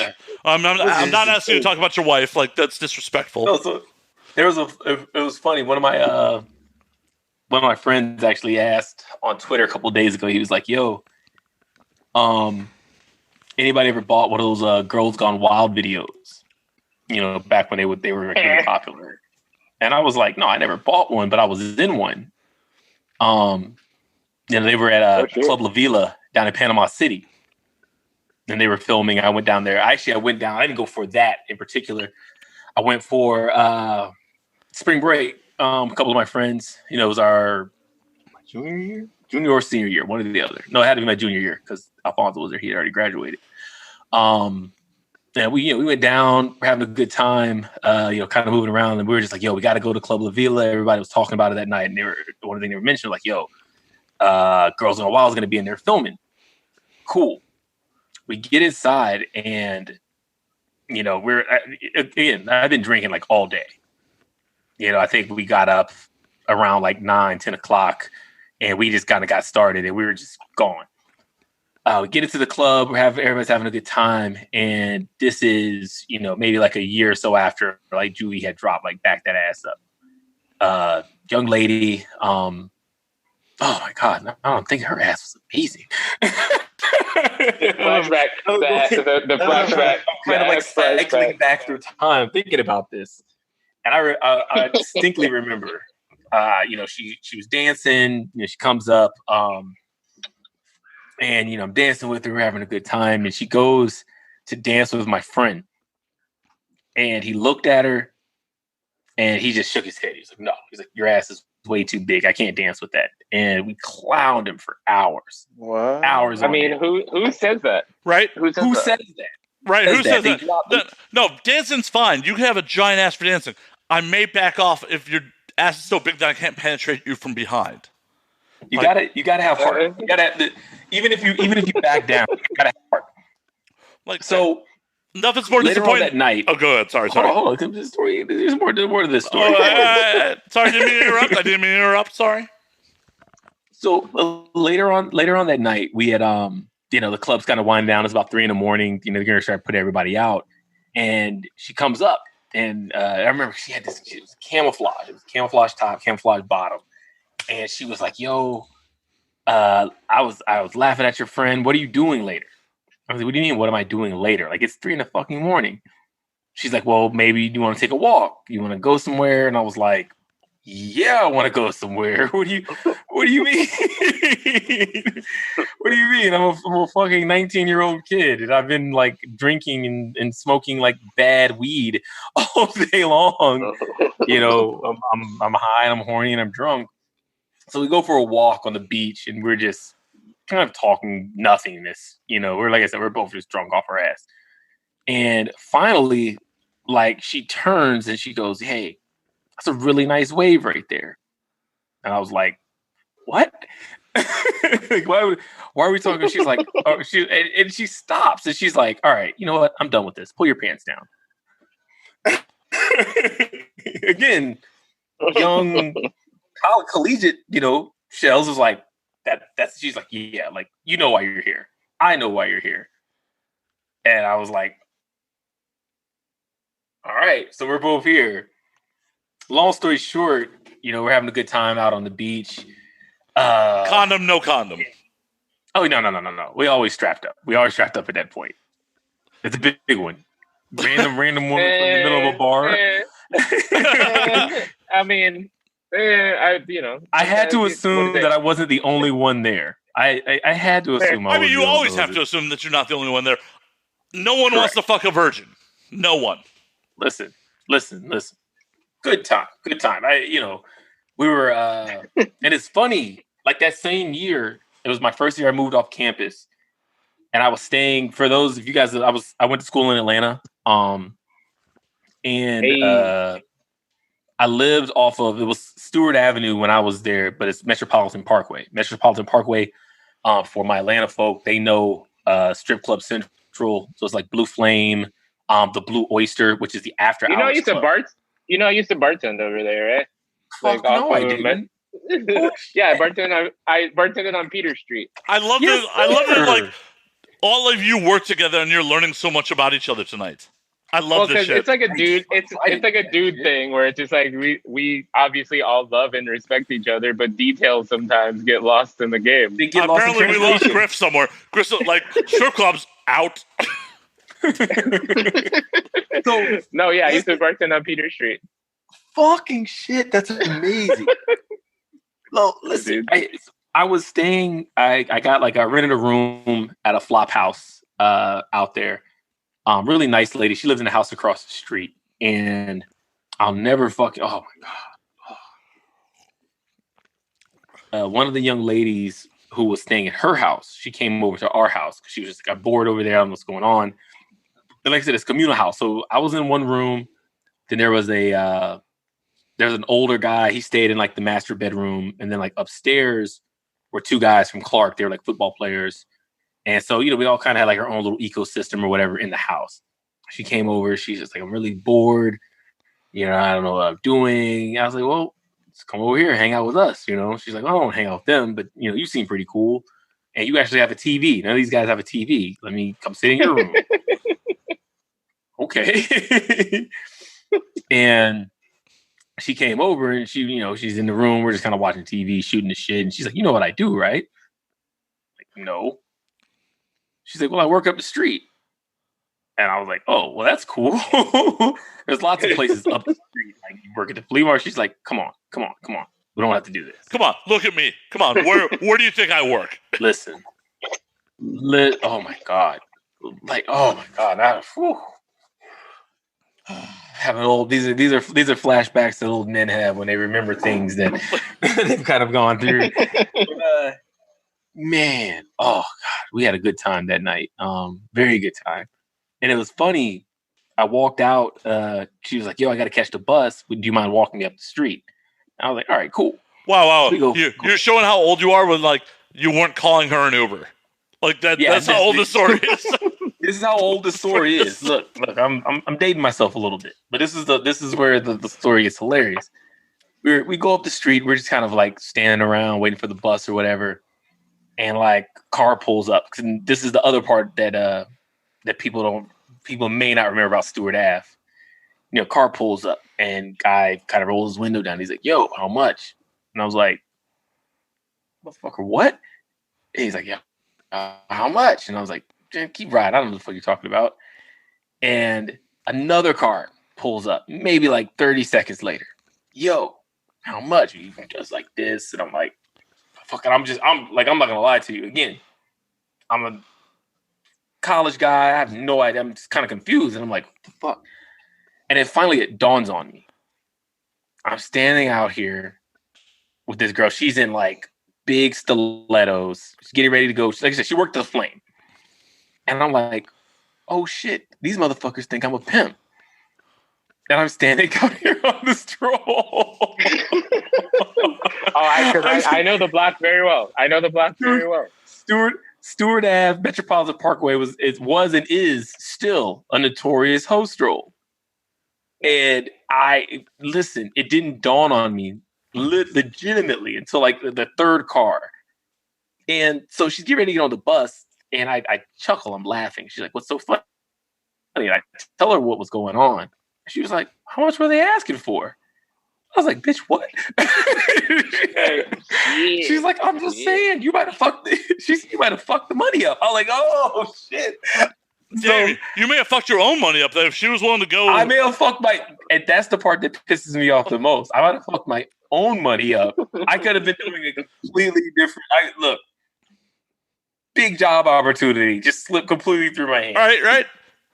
Man, you missed out a big job opportunity. But on the plus side, thankfully you weren't picked up for pandering, just walking a girl to the bus, because that would have been fucked up too. Look, again, that one night, complete divergence in my entire life. Making one decision here, one decision there. It's crazy when you look at that, like, over the course of a lifetime, like, how many different branches life would have gone on if you had just made one other fucking choice. Yeah, dude. Yep. What is it, butterfly effect, dude? Yeah. I love the fact that, like, that phrase is much more remembered than the actual fucking movie it comes from. I kind of vaguely remember it. Right, like, does anyone remember who was actually in that movie? I mean, I actually do, but the majority of people... It was Ashton Kutcher in that movie? Ashton Kutcher, Amy Smart. Yep. Okay. Yeah, see? No, I think about it all the time because sometimes when I do, like, really good ecstasy, my eyes do that shaky thing that they do in the movie. So that's what I remember. When it's like... So that's what I'm like, I'm butterfly effect out right now. But honestly, that fucking movie. That's got to be so disappointing as an actor to be like, so the theme of my movie is much more famous than my movie. Yeah. It's just fun. I mean, it's fucking Kutcher, though, so get him out of here. It's cool. Exactly. Get him out of here. What? We're just hating on the dude. There. We're hating on that dude because he was a model and then decided to become a semi-successful actor and then, like, became a very successful fucking investor. Is that why we're hating on him? Yeah, I mean, he's Kutcher, bro. That's all it is. I don't like his face. He's got a very punchable face. Yeah, he's a model from Iowa. That's kind of how that rolls. Yeah, he's got a very punchable face. As a non-violent dude, he's got a super punchable face. Isn't that always the worst when you meet like some dude who's just like, I don't know why. Like, it's just. I got one like. It's encoded in my genetics. I want to punch you. Like, did our ancestors beef back in the day? Like, right? Just all visual. It's purely visual. Like just something in your bone structure. Something in your bone structure says, like, I want to punch you. And it's the worst when it's a punchable face dude, and it's like you are like, bro, you're so cool. I love hanging out with you, and I'm like, you fucking suck. Like I have to because we all have really good energy, so people like gravitate towards us. Like everybody on this podcast, we all have, and it's just like I'm always very like cautious about it in the sense of I'm always gonna be nice, but in my head I'm like I fucking hate you as a human being. You're kind of the worst, and that's something I've had to realize as an adult, where it's just like, no, this dude sucks. Just because he likes you doesn't mean that he's a good person. For sure. For sure. I mean, my least favorite is someone who has a super punchable face where I know, like, if I follow through with that instinct, nothing good will come of it. Right. Like, there's nothing to gain. I had to excuse myself from an AVN party because someone who had a very punchable face really pissed me off, and I had enough to drink where I'm like, I'm not going to jail over punching you. I will win the fight, but I'll lose the war. Right. That's the whole thing. That's the game you have to play all the time, where it's just like, it's always about, no matter how I feel, I want to make sure that I don't get arrested for this. Right. Like, I'm going home. Yeah, the initial punch may feel amazing. The bracelets will feel horrible. Exactly. The metal or the zip tie, either one, they suck. Right. They will suck. And then the person, like, in my situation, where the one that really comes to mind, like, his lawyers would have sued me into oblivion. Oh, absolutely. It's brutal. Yeah, like, if I had been an anonymous dude who could have gotten away with it, I probably would have done it. But I wasn't an anonymous dude in that situation. We were in the same VIP. Nah, dude, I fucking, like, bartending in LA, like, fucking, I think I told you a story last time. Fucking Yasiel Puig came in, and I've never wanted to punch a human more than I wanted to punch Yasiel Puig in his fucking face. I don't even know who that is. He used to be on the Dodgers. He's like a Cuban baseball player, but he was a fucking asshole. And the whole time I'm just like, I just want to punch this dude. And to be realistic, like, he's mad athletic, so he wouldn't beat the shit out of me. But I at least would have. I'm mad. Yasiel Puig was your line. That was where you were like, enough's enough. Yeah, I can't. Like, nah, he was the fucking worst, dude. Fuck that guy. But no, like, nah. At the end of the day, punchable face. But I'm still going back. I'm going home, so I'm not gonna punch you. Right. I'm gonna go home and not get my ass kicked in the process. Like, you made a doubly good choice. Right. Where it's just like, plus all these dudes now, like, you don't know who's fucking taking fucking MMA classes. Like, they look shitty and they might have all these fucking moves. You don't know what these dudes are capable of now.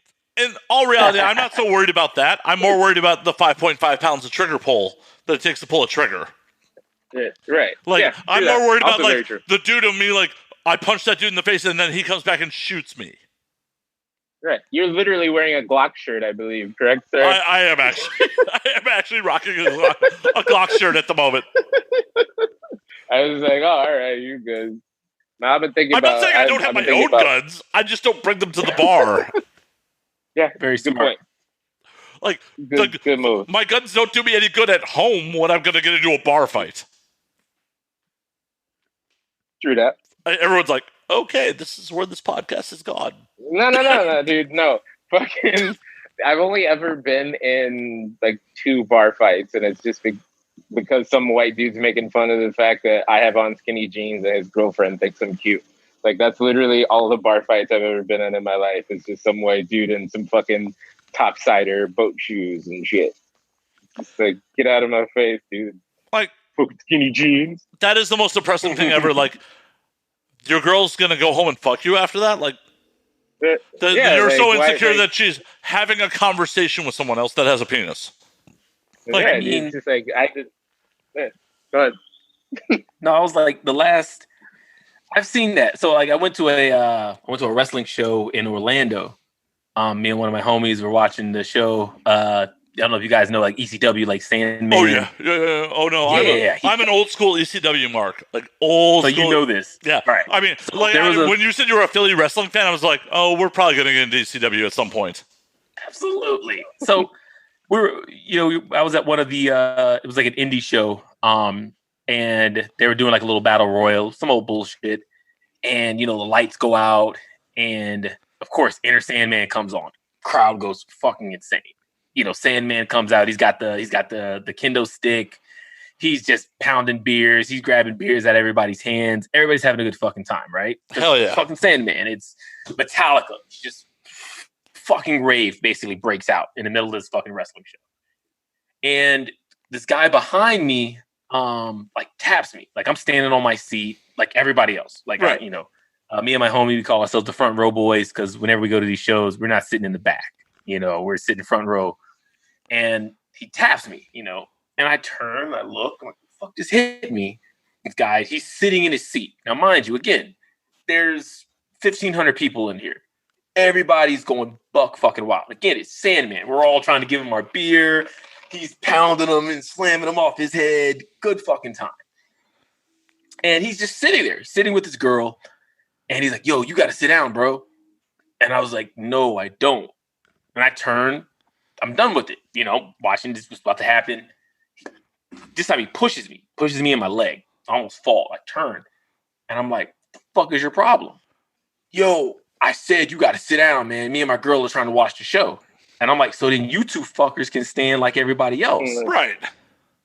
Like, what the fuck do you mean? He was like, well, no, you're in front of us. You got to sit down. I said, I paid to sit in front of your broke ass. What the fuck do you mean? Motherfucker, are you in a wheelchair? No? Then get the fuck up. Yeah. Exactly. I would have felt like shit if dude was in a wheelchair. Be like, oh, my bad, dude. Like, no. I am an equal opportunity hater. I've said this before. So your wheelchair doesn't bother me. Well, but that's also a really bad strategy to start shit at that point when you're standing up and he's sitting in a chair. Like, his jaw is just your foot level. And you could just kick him in the head. I told him, I said, touch me fucking again, I'm going to fuck you up. And I'm going to be real honest with you. Turn around, watching the show. This time he pushes my chair. When I tell you, I just jumped down off of that chair. I didn't even punch him. I just choked him. Like, 2 hands around the neck. Like, just bare hand. And like I said, you can't really see from here. Bro, I'm fucking 6'2". At the time, I was around 240. And I just turned and I just grabbed him around his neck and I just squeezed. And I was like, I'm going to choke you the fuck out in the middle of this. So he's clawing at my hands. He can't get me to fucking let go. Finally, his girl screamed, you gotta let him go. He can't breathe. I'm like, fuck his breath. Middle of the show. Now, mind you, the whole time this is going on, remember, fucking Sandman is still walking around grabbing beers. He's not even in the ring yet. They're still playing Enter Sandman. I'm choking this guy out. He finally makes it to the ring. And the first thing he says on the mic, because I have something to let this guy go. He grabs the mic. First thing he says, did a fucking shoot fight break out in the middle of Sandman's shit? And everybody turns and looks.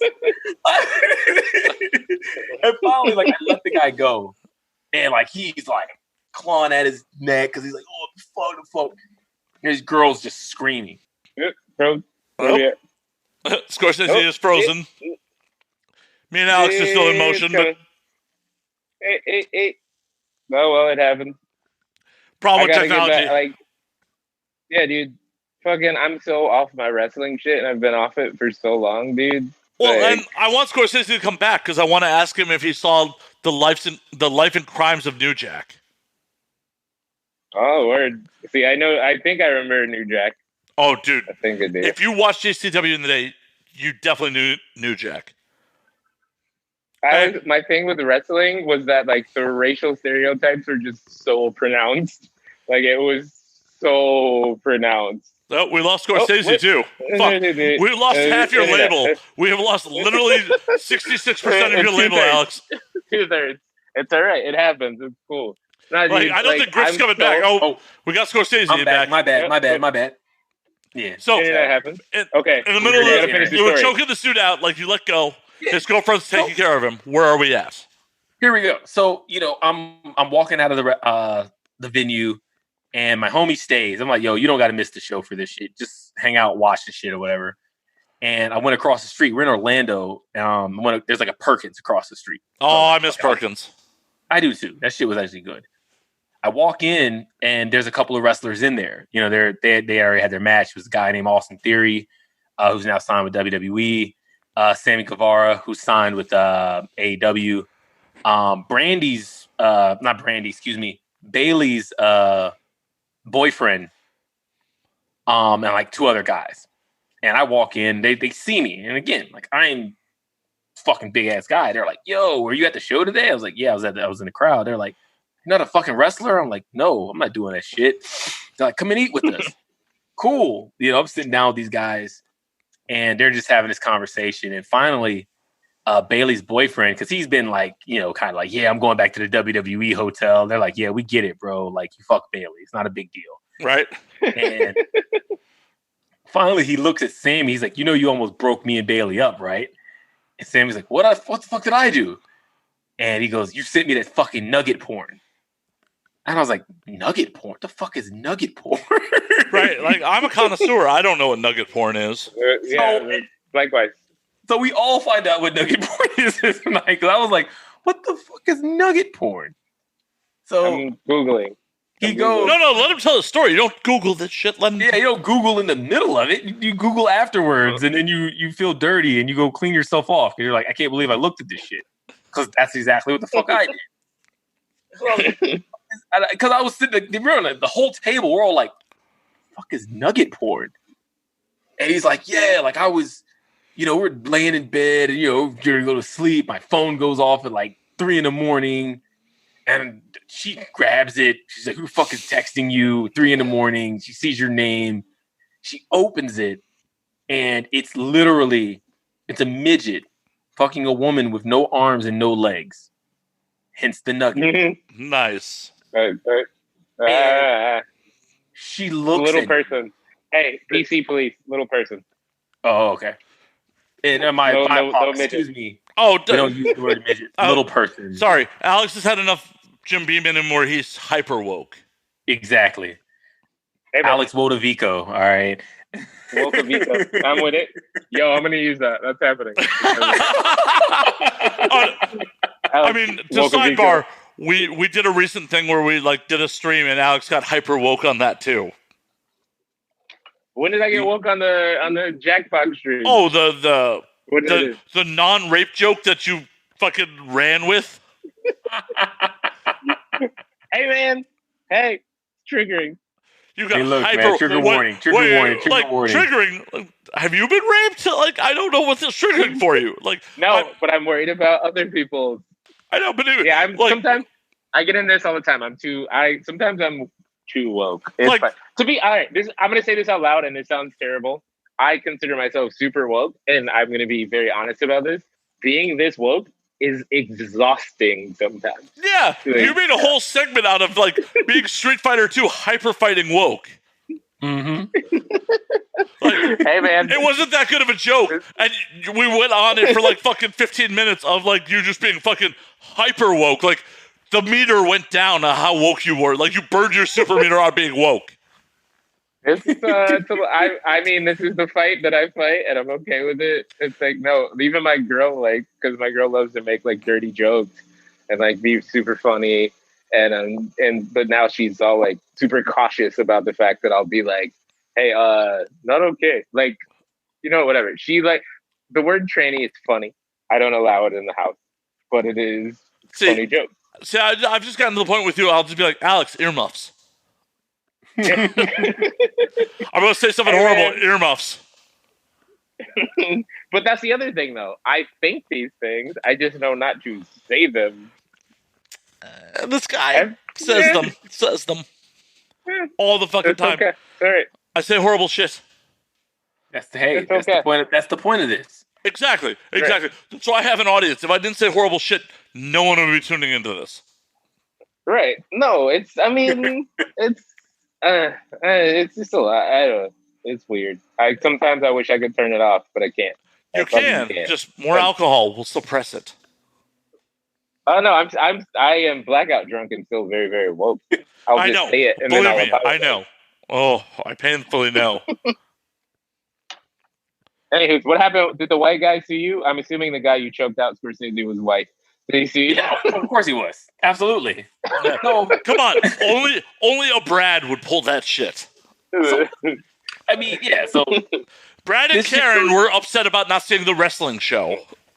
Well, here. So I go back. There's this big like uproar on Twitter, like wrestling Twitter. They're like, "Yo, a guy got like choked out in the middle of the show at WrestleCon." We don't know who the guy was. Like, they didn't get a chance to catch the guy. If you know him or whatever, like, there's a couple people trying to like get me in trouble for it. Well, and the worst part is, it's not even a competent. You didn't even do a competent choke. If the guy had any wherewithal, you wouldn't have an eye right now. No, the choke was competent because he couldn't move his hands. Yeah, but if you're choking someone like this, the minute someone chokes me like that, if I'm not going to do it like down this on your elbows to try to break the grip, I'm going to put a thumb in your eye. When you're thinking like a person who's never actually been like choked by like two hands. I have. I 100% have. I have a very heavy security background.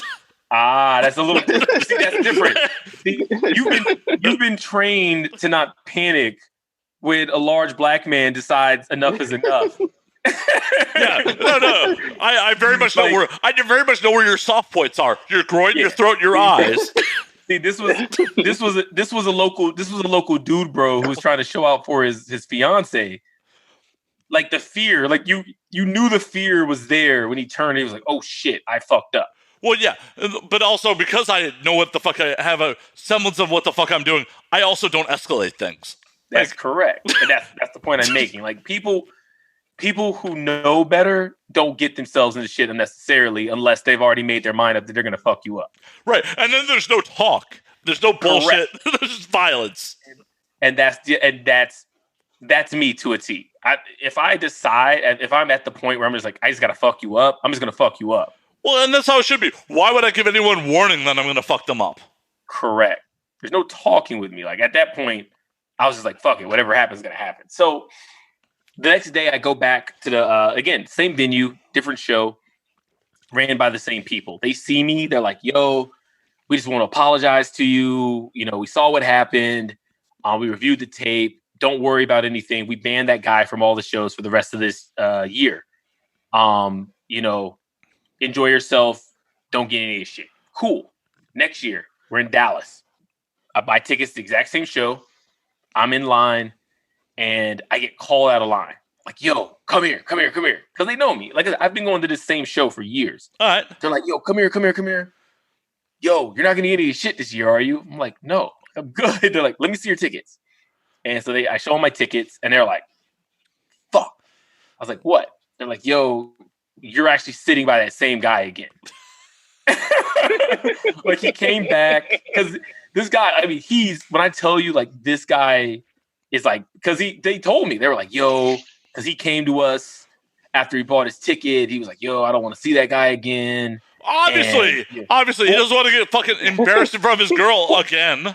But that's the thing. That's what I'm getting to. He goes, you know, my girl left me after this happened. We didn't get married. It would only be better if you had fucked her after that. He completely blamed me for his fiance like leaving him. Well, yeah, because you just entire life collapse. I mean, you just showed him how like you just full on like you have the biggest little dick energy ever, dude. Like you just like, you have tiny flaccid cock energy. You just illustrated that to a whole arena. Of course, no woman's gonna want to stay with him. She watched him talk himself into the ass whooping that he deserved. And then said, if this is what's going to happen, we don't need this to happen. Right. Women want to feel secure. That's not security. Right. And that's not secure. She just watched you get chumped. Right. And it's fine. You know, she watched you get chumped on the chumping you escalated. That you escalated. That to me is the key. Yeah. All right. So I told them, they were like, well, you know what? And and like I said, the owner looks, she's like, you know what? Sheldon, you spend so much money with us every single year. You come to all our shows. You show us, fuck this guy. He's not coming into our show. Nice. So that guy, They sent him home. Well, and the thing about it is, like, if I was in that dude's situation, I would have been like, hey, man, do me a solid. My girl can't see. Like, I would have played that card instead of getting aggressive with you. And you might have been cool about it. You might not have been. But I would have at least approached it like that instead of, fuck you, sit down. Yep. Yeah, dude, talk that shit, bro. They talk that shit. They came back. What is it? Checks you, writing a check you can't cash. Right, dude. but like, even if I can cash that fucking check, I'm still going to come at you with respect first and be like, hey, man, do me a solid. My girl's trying to watch the show. Can you, make it so she can see? See, and that to me, and, Alex will tell you, man, I'm like probably the most agreeable person you'll ever find in life. Right. I don't go around with my goal to like fuck somebody up or whatever. Right. I don't even walk around that type of energy. I'm cool as fuck. I just want to chill, drink a little bit. We have a good time. We talk our shit, whatever. But I feel like that's the majority of people in life. Like, you'll get so much fucking farther just asking someone nicely and respect them instead of just coming at them aggressively. And my thing was, it wouldn't even have been like a big deal, like if he like just tapped me, right? Right. Now, mind you, like I said, I'm standing on a folding chair. So you start pushing the back of my leg, like I fall, like I'm in flip-flops. It's fucking Orlando. I'm hanging out. I'm in flip-flops. You fucking push me and I fall and I hurt myself. Then what happens? Because then now I'm really pissed off. And that was more my thing. I'm like, stop pushing the back of my leg. Right. If he would have just been like, even if he stands up, he's like, yo, bro, do you mind if you sit down? Like, my wife's trying to watch, my girl, whatever. Again, I'm pretty agreeable. All right, cool. Right. Not a big deal. I can get down. Like, plenty of people that sat behind me have been like, yo, can you get to the side? Or, yo, can my son come over there to your seat so he can get a picture with the wrestler? Or blah, blah, blah. Again, like I said, though, I'm a dad. I'm a fucking teacher. I don't bother people intentionally. Right. But I'm also from Southwest Philly. So guess what? I will fuck you up. And that was the part that he had to understand. And trust me, bro, like, I know when I've walked myself into some shit versus like, I just got to end some shit. And I just had to end that particular shit. Well, yeah, because he was going to escalate to a point where he kicks his chair out from under you and you fucking get hurt. And I get hurt. And that was where I am. But no. You know what I mean? And you were 100% justified in that situation. He's a piece of shit for not... it's a one thing if you want to escalate it. This is not normally my thing, but it's one thing if you want to escalate it if you ask nice, and then you're like, fuck you, dude, I paid for these seats. But he didn't start off with asking nice. He started off with, fuck you, sit down. So you get what you get. It's real police officer energy. Right. Like, you got no badge and no backup, so you should not have police officer energy at that point. Right. And see, and that's my thing, right? Like, and then we can, if you really want to like slide into like the optics of the shit, you're dealing again. It's a white guy deciding this is what I want, and this black guy is in the way for me, and I don't want that to happen.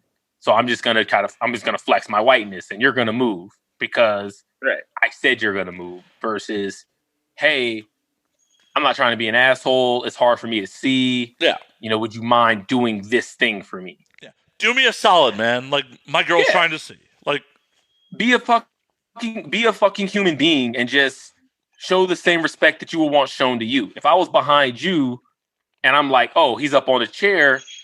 Wow, he probably really likes Sandman. Like I said, bro, I'm from Philly. I got excited. It's the homie Sandman. You know what I'm saying? I want to watch Sandman do Sandman shit. Fuck yeah, you do. You know what I'm saying? He's drinking beer. I want Sandman to drink my beer because that's fucking cool. Because that is so ECW, it fucking hurts. Yeah, exactly. Like, and it's such a simple thing. Like, this is the thing. Holy shit. Unexpected. I gotta do this. I want Sandman to have a good fucking time. But it doesn't matter who it was. Like, for the fact that he didn't come at you with any level of respect is the problem. And that's where like I said, that to me is always where the conversation ends. If I have to go out of my way to make you not be an asshole, I'm gonna make it hurt. Yeah. Like you should. If you're willing to go, yeah, I'm cool. Like, let's let this shit ride out. You're fine. But if not, I gotta fuck you up. So I gotta know. I mean, we're getting towards the end of the show, but I gotta know. Okay. As a Philly ECW guy, did you watch Beyond the Mat or not Beyond the Mat. Out. Yes, with I did watch Beyond the Mat. Well, that's old school, but I'm talking about I wanted to ask you if you saw the Lives and Crimes of New Jack. Of course, from Vice. She was amazing. It was. Oh my god. Dude. New Jack is a. I don't know if you watch like current wrestling or any like indie stuff. There's a guy. I've been on my wrestling front. Pretty much when the WWE fucked up Invasion, I was done with wrestling. So there's a guy out in Jersey now, goes by the name of Nick Gage. You're gonna look him up. And he's a white guy doing the New Jack gimmick. Interesting. Down to he comes out. He wears his bandana tied like New Jack. He's allegedly has a criminal record. When you go back and look at it, he's like, yeah, I robbed the bank. And we're like, no. You didn't rob the bank. You were like an accessory to the robbery of the bank. Like basically you were in the car waiting for the guy. That's my thing with wrestling, where it's just like, it's so like the stereotypes are still so pronounced. Well, I mean, not as much because I've been following Kofi pretty hard lately. Like I haven't been super on. I'm just like, yo, no, that dude's on his shit. Like it's very much like pro-black, like properly done. Like back in the day, it used to be so like pronounced on the stereotypes. That was New Jack's whole thing in Smoky Mountain Wrestling was to be like an aggressive black man. Yep. To be a heel, to be an aggressive black man. He was booked. I mean, there was again when he called it. He said he called the NAACP something that to this day like is just funny as hell. If you, Alex, you ever get bored, like look up old New Jack promos. I will. I mean, promos are my favorite thing to cut. Yeah, no, I love like watching promos. Like, I mean, I'm familiar with all the terms. Like, I say kayfabe probably once a week. You know what I'm saying? Like, exactly. I mean, this is a dude who like came out to Natural Born Killers and like the pop for New Jack. And it played the entire time he wrestled. That was what was amazing about it. You need quotation fingers on wrestled in a lot of those cases. It was a lot of just him beating people. Legit. Because I remember I was trying to get back into wrestling and I was watching it and I was like, Prime Time. Oh my God, I'm out. Like their Crime Time. Like there's their whole thing. And then I was like, I looked into it and I was like, all right, this isn't what I thought it was. But it definitely felt a certain way just from like the presentation. Yeah, the two African American fucking wrestlers being portrayed as thugs. Yeah, that's a little problematic. Yeah, it was just like, all right, but no, like I see, like I've thought about this. It seems at the end of every decade, I get super back into wrestling. That's how it's always worked for me. Like Attitude Era is like 99, fucking 2009. I'm giving it. So it's about time for me to care about. Like get super back into it again. I don't bother. WWE's writing is still fucking mediocre. No, dude. I listen to what's Shad Khan's kid's name? I can't remember his name. Tony Khan. Yeah. No, he's on the Lebitard show. He's been on there a couple times, and I'm just like, I like how he talks about wrestling and the business and everything. Until AEW stinks. Until AEW is a legitimate competitor to WWE, the product will continue to stink. AEW itself stinks. AEW is a bunch of guys acting. They're doing WWE, but the way they want to do it, versus like creating a true alternative to it. Right, and that's the problem. Because WWE has such a monopoly on the business, they don't have to be good. Mm-hmm. This is where like Invasion fucking failed. This is where like when WCW went away, the WWE product became such hot garbage. They had nothing to compete against. Exactly. I understand that. So I'm gonna look, hey, look, man, it's almost 1:00 out here. Yeah. So we're gonna be about that time in just a moment. I was like, because we can hop into the weeds on this one. I don't know if it's as much of the storytelling. I blame the fans. Once the fans realize that they influence storylines, and it really goes back to the Daniel Bryan storyline when he won the title at WrestleMania 30, and the WWE had a plan for both Daniel Bryan and even like the Batista return. They had a plan for that match. They had a plan for what they wanted, and they gave in to, I hesitate to say fan pressure, as much as like they recognized like we're not going to win this with our fans. And the problem became not that, hey, we listen to our fans. It became fans deciding that anytime they want, they can hijack a show, they can hijack a story, and WWE began reacting to that. Well, F it. They booed the guy one time, get him off the TV because they don't like him anymore, and it's a waste of time. See, I think that's all systemic because they have no real competition. Like, they don't have to step up because they have no real fucking competition. In the Monday Night Wars, both WCW and WWE fucking had to step their game up every fucking week because they had active, legitimate competition.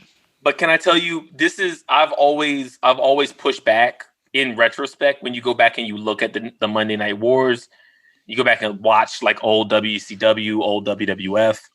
The one thing that you notice is the business degraded because they had to start giving away shit that they used to make you pay for. Oh, no. WCW was 100% guilty of that, of giving away pay-per-view level matches on Monday nights.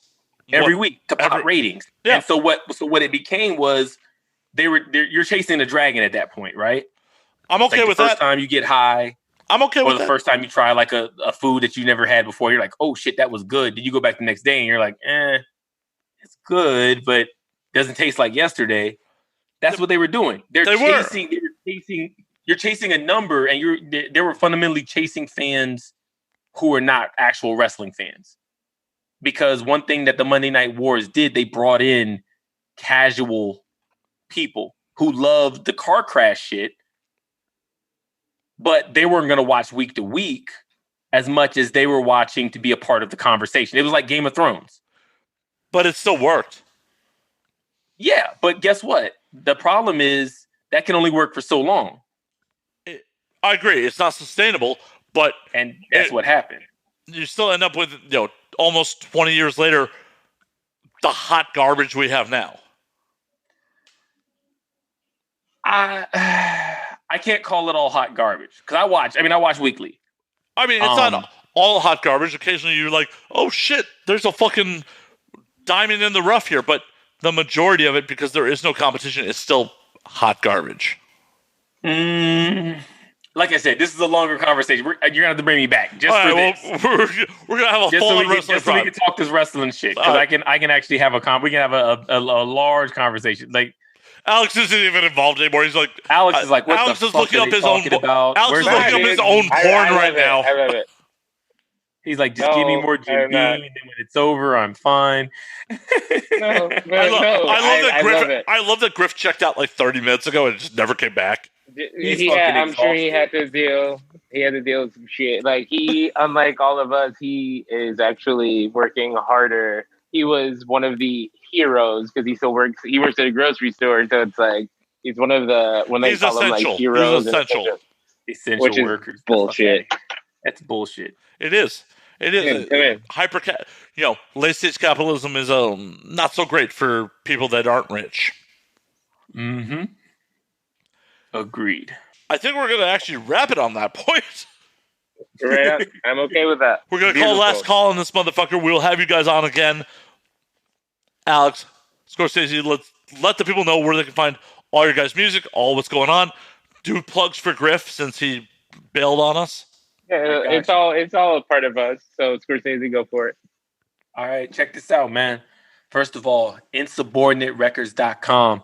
You can find all of Alex Ludovico's music. You can find all of Scorcese Lord Jones's music. You can find all of Jason Griff's music, and you can find all of our current offshoot groups, including the East Hampton Polo Boys. We just dropped the summer catalog on Thursday. You'll be able to pick up the dope summer catalog merch, which includes embroidered shorts, embroidered polos, the ill white tees, and the bucket hats, including the one that I got on now. Hell yeah. Can't see it, but you guys can see it. I got a couple left. The CDs are selling fast. We only got 15 CDs left. Each one's going to be individually numbered and signed by me. Next week, we're going to be dropping the first official single for the Midnight Express. Midnight Express is a continuation of the projects that me and Jason Griff are doing. So that's Griff Scorcese officially. Midnight Express, of course, for those who know or in the know, is based on the original tag team helmed by Jim Cornette and the rotating cast of characters. So the idea for the record is it's me as Stan Lane, and I'm getting a different tag partner every time we go to a different territory. The tagline, of course, we're making towns from coast to coast. Check the joint Bobby Seale with Alex. I know he's mad at me. I had to steal that record, but it was amazing. Nah, bro. No, dude. When you sent the track list, I was like, yes, because I'm putting that treble record on my record. So it's neither here Fair enough. Fair enough. So we're just really kind of introducing the Fedora Boys back and forth. We're dropping that album September 24th. You're going to be hearing a lot more about that record real soon. Next up, of course, after that, Alex is working on his project called White Boy. I've heard a couple of records off of that. I actually got to go upstairs to record a verse for that record. We're done here. Now that my attic is cooled off, I can get up there and get it done. Send it back. But I've heard I don't know if it's going to be the first single. I'll let Alex talk about that. Yeah, no, it is. Yeah, no. Okay, yeah. I've heard the first single is incredible. We also dropped the record. Alex dropped the record with Griff entitled Black Runner. We dropped that last month. That details the life or the last moments of life from Ahmaud Arbery, who was executed in the Atlanta, Georgia area. And this record currently over, I think it's almost like 7,000 streams. Hold on, wait. All right, I know it's visual, and I hope this works. We are almost. Almost 10K. Almost 10K. We're almost 10K. Almost 10K. This record's being picked up. It's being picked up all over the place. We've raised over $300 for the NAACP Legal Defense Fund. Wow. Every single sale from that record goes to the NAACP Legal Defense Fund. That's not just when it dropped. That's going to be in perpetuity. So if you guys want to go and support that record, streaming it is great, but going and buying it and just we'll drop that money off. We're just going to keep just kind of doing that. Again, Alex is getting ready to drop his project soon. We're just working out dates. Griff has a compilation project that he's been working on pretty much forever, but that's going to be dropping soon as well. And then, of course, the Nation Gang. So the Nation Gang, of course, that's the Nation of Domination. This is my subgroup with a couple of Philly MCs. This is really dope record that I've been working on. It's going to be called Domination. Before that drops, we're actually going to be dropping a little EP. You guys will be getting that end of August. So Insubordinate Records, man, we're just going to be dropping over and over again, really kind of building. We want you guys to come with us. Please follow us on Instagram. Please follow us on Twitter. Our Twitter handle is INS Recordings. Follow us on Instagram at Insubordinate Records. I just sent out, I think it was like 60 sticker packs. Fuck yeah. If you follow us on Insta, free stickers. Yeah. If you follow us, Slayer, get on that. Follow us right now. Yeah. Get some free stickers. So that's where's my merch? Where's my merch, guys? What the hell? That's the thing, Slayer. We gotta just remind me. Get with Alex. I'm gonna make sure I send you out a dope little Insubordinate Records box in a kit with some stuff that we got. If you give me merch, I will wear it on camera. Then say no more. We got your back. I'm gonna make sure we get you right. We're gonna be dropping. We're gonna be doing continued little giveaways and stuff coming up in September. We're actually gonna be doing our Insubordinate grab bags, which will include the exclusive Insubordinate tee with the logo, as well as you'll get a project from one of us and some other nice little knickknacks and things that we have hanging out in the house. I know I'm talking about a whole bunch of shit, but I just want to tell you guys, man, one thing the Insubordinate Records is proud of, we don't put anything on our website that we don't believe in, and we don't put out anything that doesn't exist. A lot of these little quote-unquote record labels, they use their people to buy the stuff before they get it. We have it in hand. If it's on our website, we have it in hand. So if you want a shirt from us and you buy that shirt, that shirt's in the mail 48 hours later. If you want a song, you want an album, and we're selling it, we're going to be coming. Listen. When I tell you, like, it's hunting season, man. The shit that we got coming, I've heard a couple of records off of White Boy. Alex himself. Hold on. All right. We'll do this again visually. So like this is we cover life out here. That's the cover of the record. Yes, sir. For the audio audience, to you either. Describe it for the audio audience. Yeah. This is primarily consumed audio. Baby picture of me. So the entire record is based around the idea. You talk about you hype yourself up. I don't talk about Midnight Express. I talked about the Polo Boys. Midnight Express is a fucking amazing record. I got my preview earlier. Phenomenal. Fucking dude, that shit's amazing, bro. Like it's so good. Fucking awesome. But White Boy is based on it's about the current climate where we're all like this is the thing that I love about the current climate that I try to tell people all the time. Where it's like we're all figuring out different shit it's like racial shit has been a part of our society for so long, but we're all really sitting down now and figuring out where we didn't understand things. What is the new knowledge we're acquiring? Cool. So this entire record that I'm working on is about the idea that, there's a perception like my entire life. It's like, Slayer fucking knows me. I've been in cause Scorcese, same shit. It's like, I've been in the shit and it's like, oh, white boy. Cause you like, what I'm saying? You like metal, fucking all that shit. Correct. So I'm working on an entire record about the idea of what is the concept of what it is to be black versus all these things. Like we're out here making super dope shit. It's gonna be fucking amazing. I'm excited to hear it. Like you better send me tracks because I want to hear this shit. I will. I'll send you the preview. I'll send you a little preview. Absolutely. You can't leave me hanging on this shit. I want to hear it. I will send you where we at right now. I promise. I'm literally gonna text it to you right now. Fuck yeah. Alex, where can they find you on the socials too? It's all Alex Ludovico, ALEX LUDOVICO. That's Insta, Twitter, Facebook. Who uses Facebook? For your mom, it's on Facebook too. But yeah, do you want to throw out Griff's socials, even though he just uses it to promote Animal Crossing or something? Yeah, Splatoon. Splatoon is his game. Splatoon, baby, Splatoon. So his are easy. Go ahead. I am Jason Griff. Again, across all platforms, you can hit him up.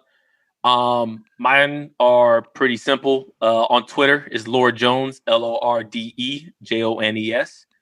On Instagram is just Jihad Scorcese, one word. If you guys just so you guys know, we're always looking for talent. Like I said, we are a label. We have an LLC. We have all of our pieces together. We're not just a bunch of guys making music. Yeah, we're actually legit. And once we get through our first round of kind of building our label, if you are a talent, if you are a rapper, if you are an MC, if you are a singer, if you are somebody who is just like, yo, I want to get promotion. Yo, I need somebody who can give me a merch idea that's going to come out of the box. Like when I tell you, like, if you're a band, if you're a fucking dope ass fucking band, you're a dope ass band. For you guys, if you ever need a Scuzzy former label head, like I'm around. Yes. We absolutely need a Scuzzy label head. Like no label works properly without somebody who can tell other people. I mean, my audience has definitely heard this, but like I actually ran a metal label in like the mid 2000s. So like I actually have like Scuzzy like 40-page contracts lying around and a lot of shit. Holy shit. We need to talk to you then. We'll talk offline. We'll holler. We'll take that offline. Insubordinate, a.k.a. Raping You Records, man. We're taking all your money. Dude, I just for my audience has heard this, but like the contracts my entertainment lawyer used to draw up, I'm like, I don't agree with everything of this. And he used to say, well, you can't hand someone a perfect contract. You got to have points that you'll let them negotiate out of.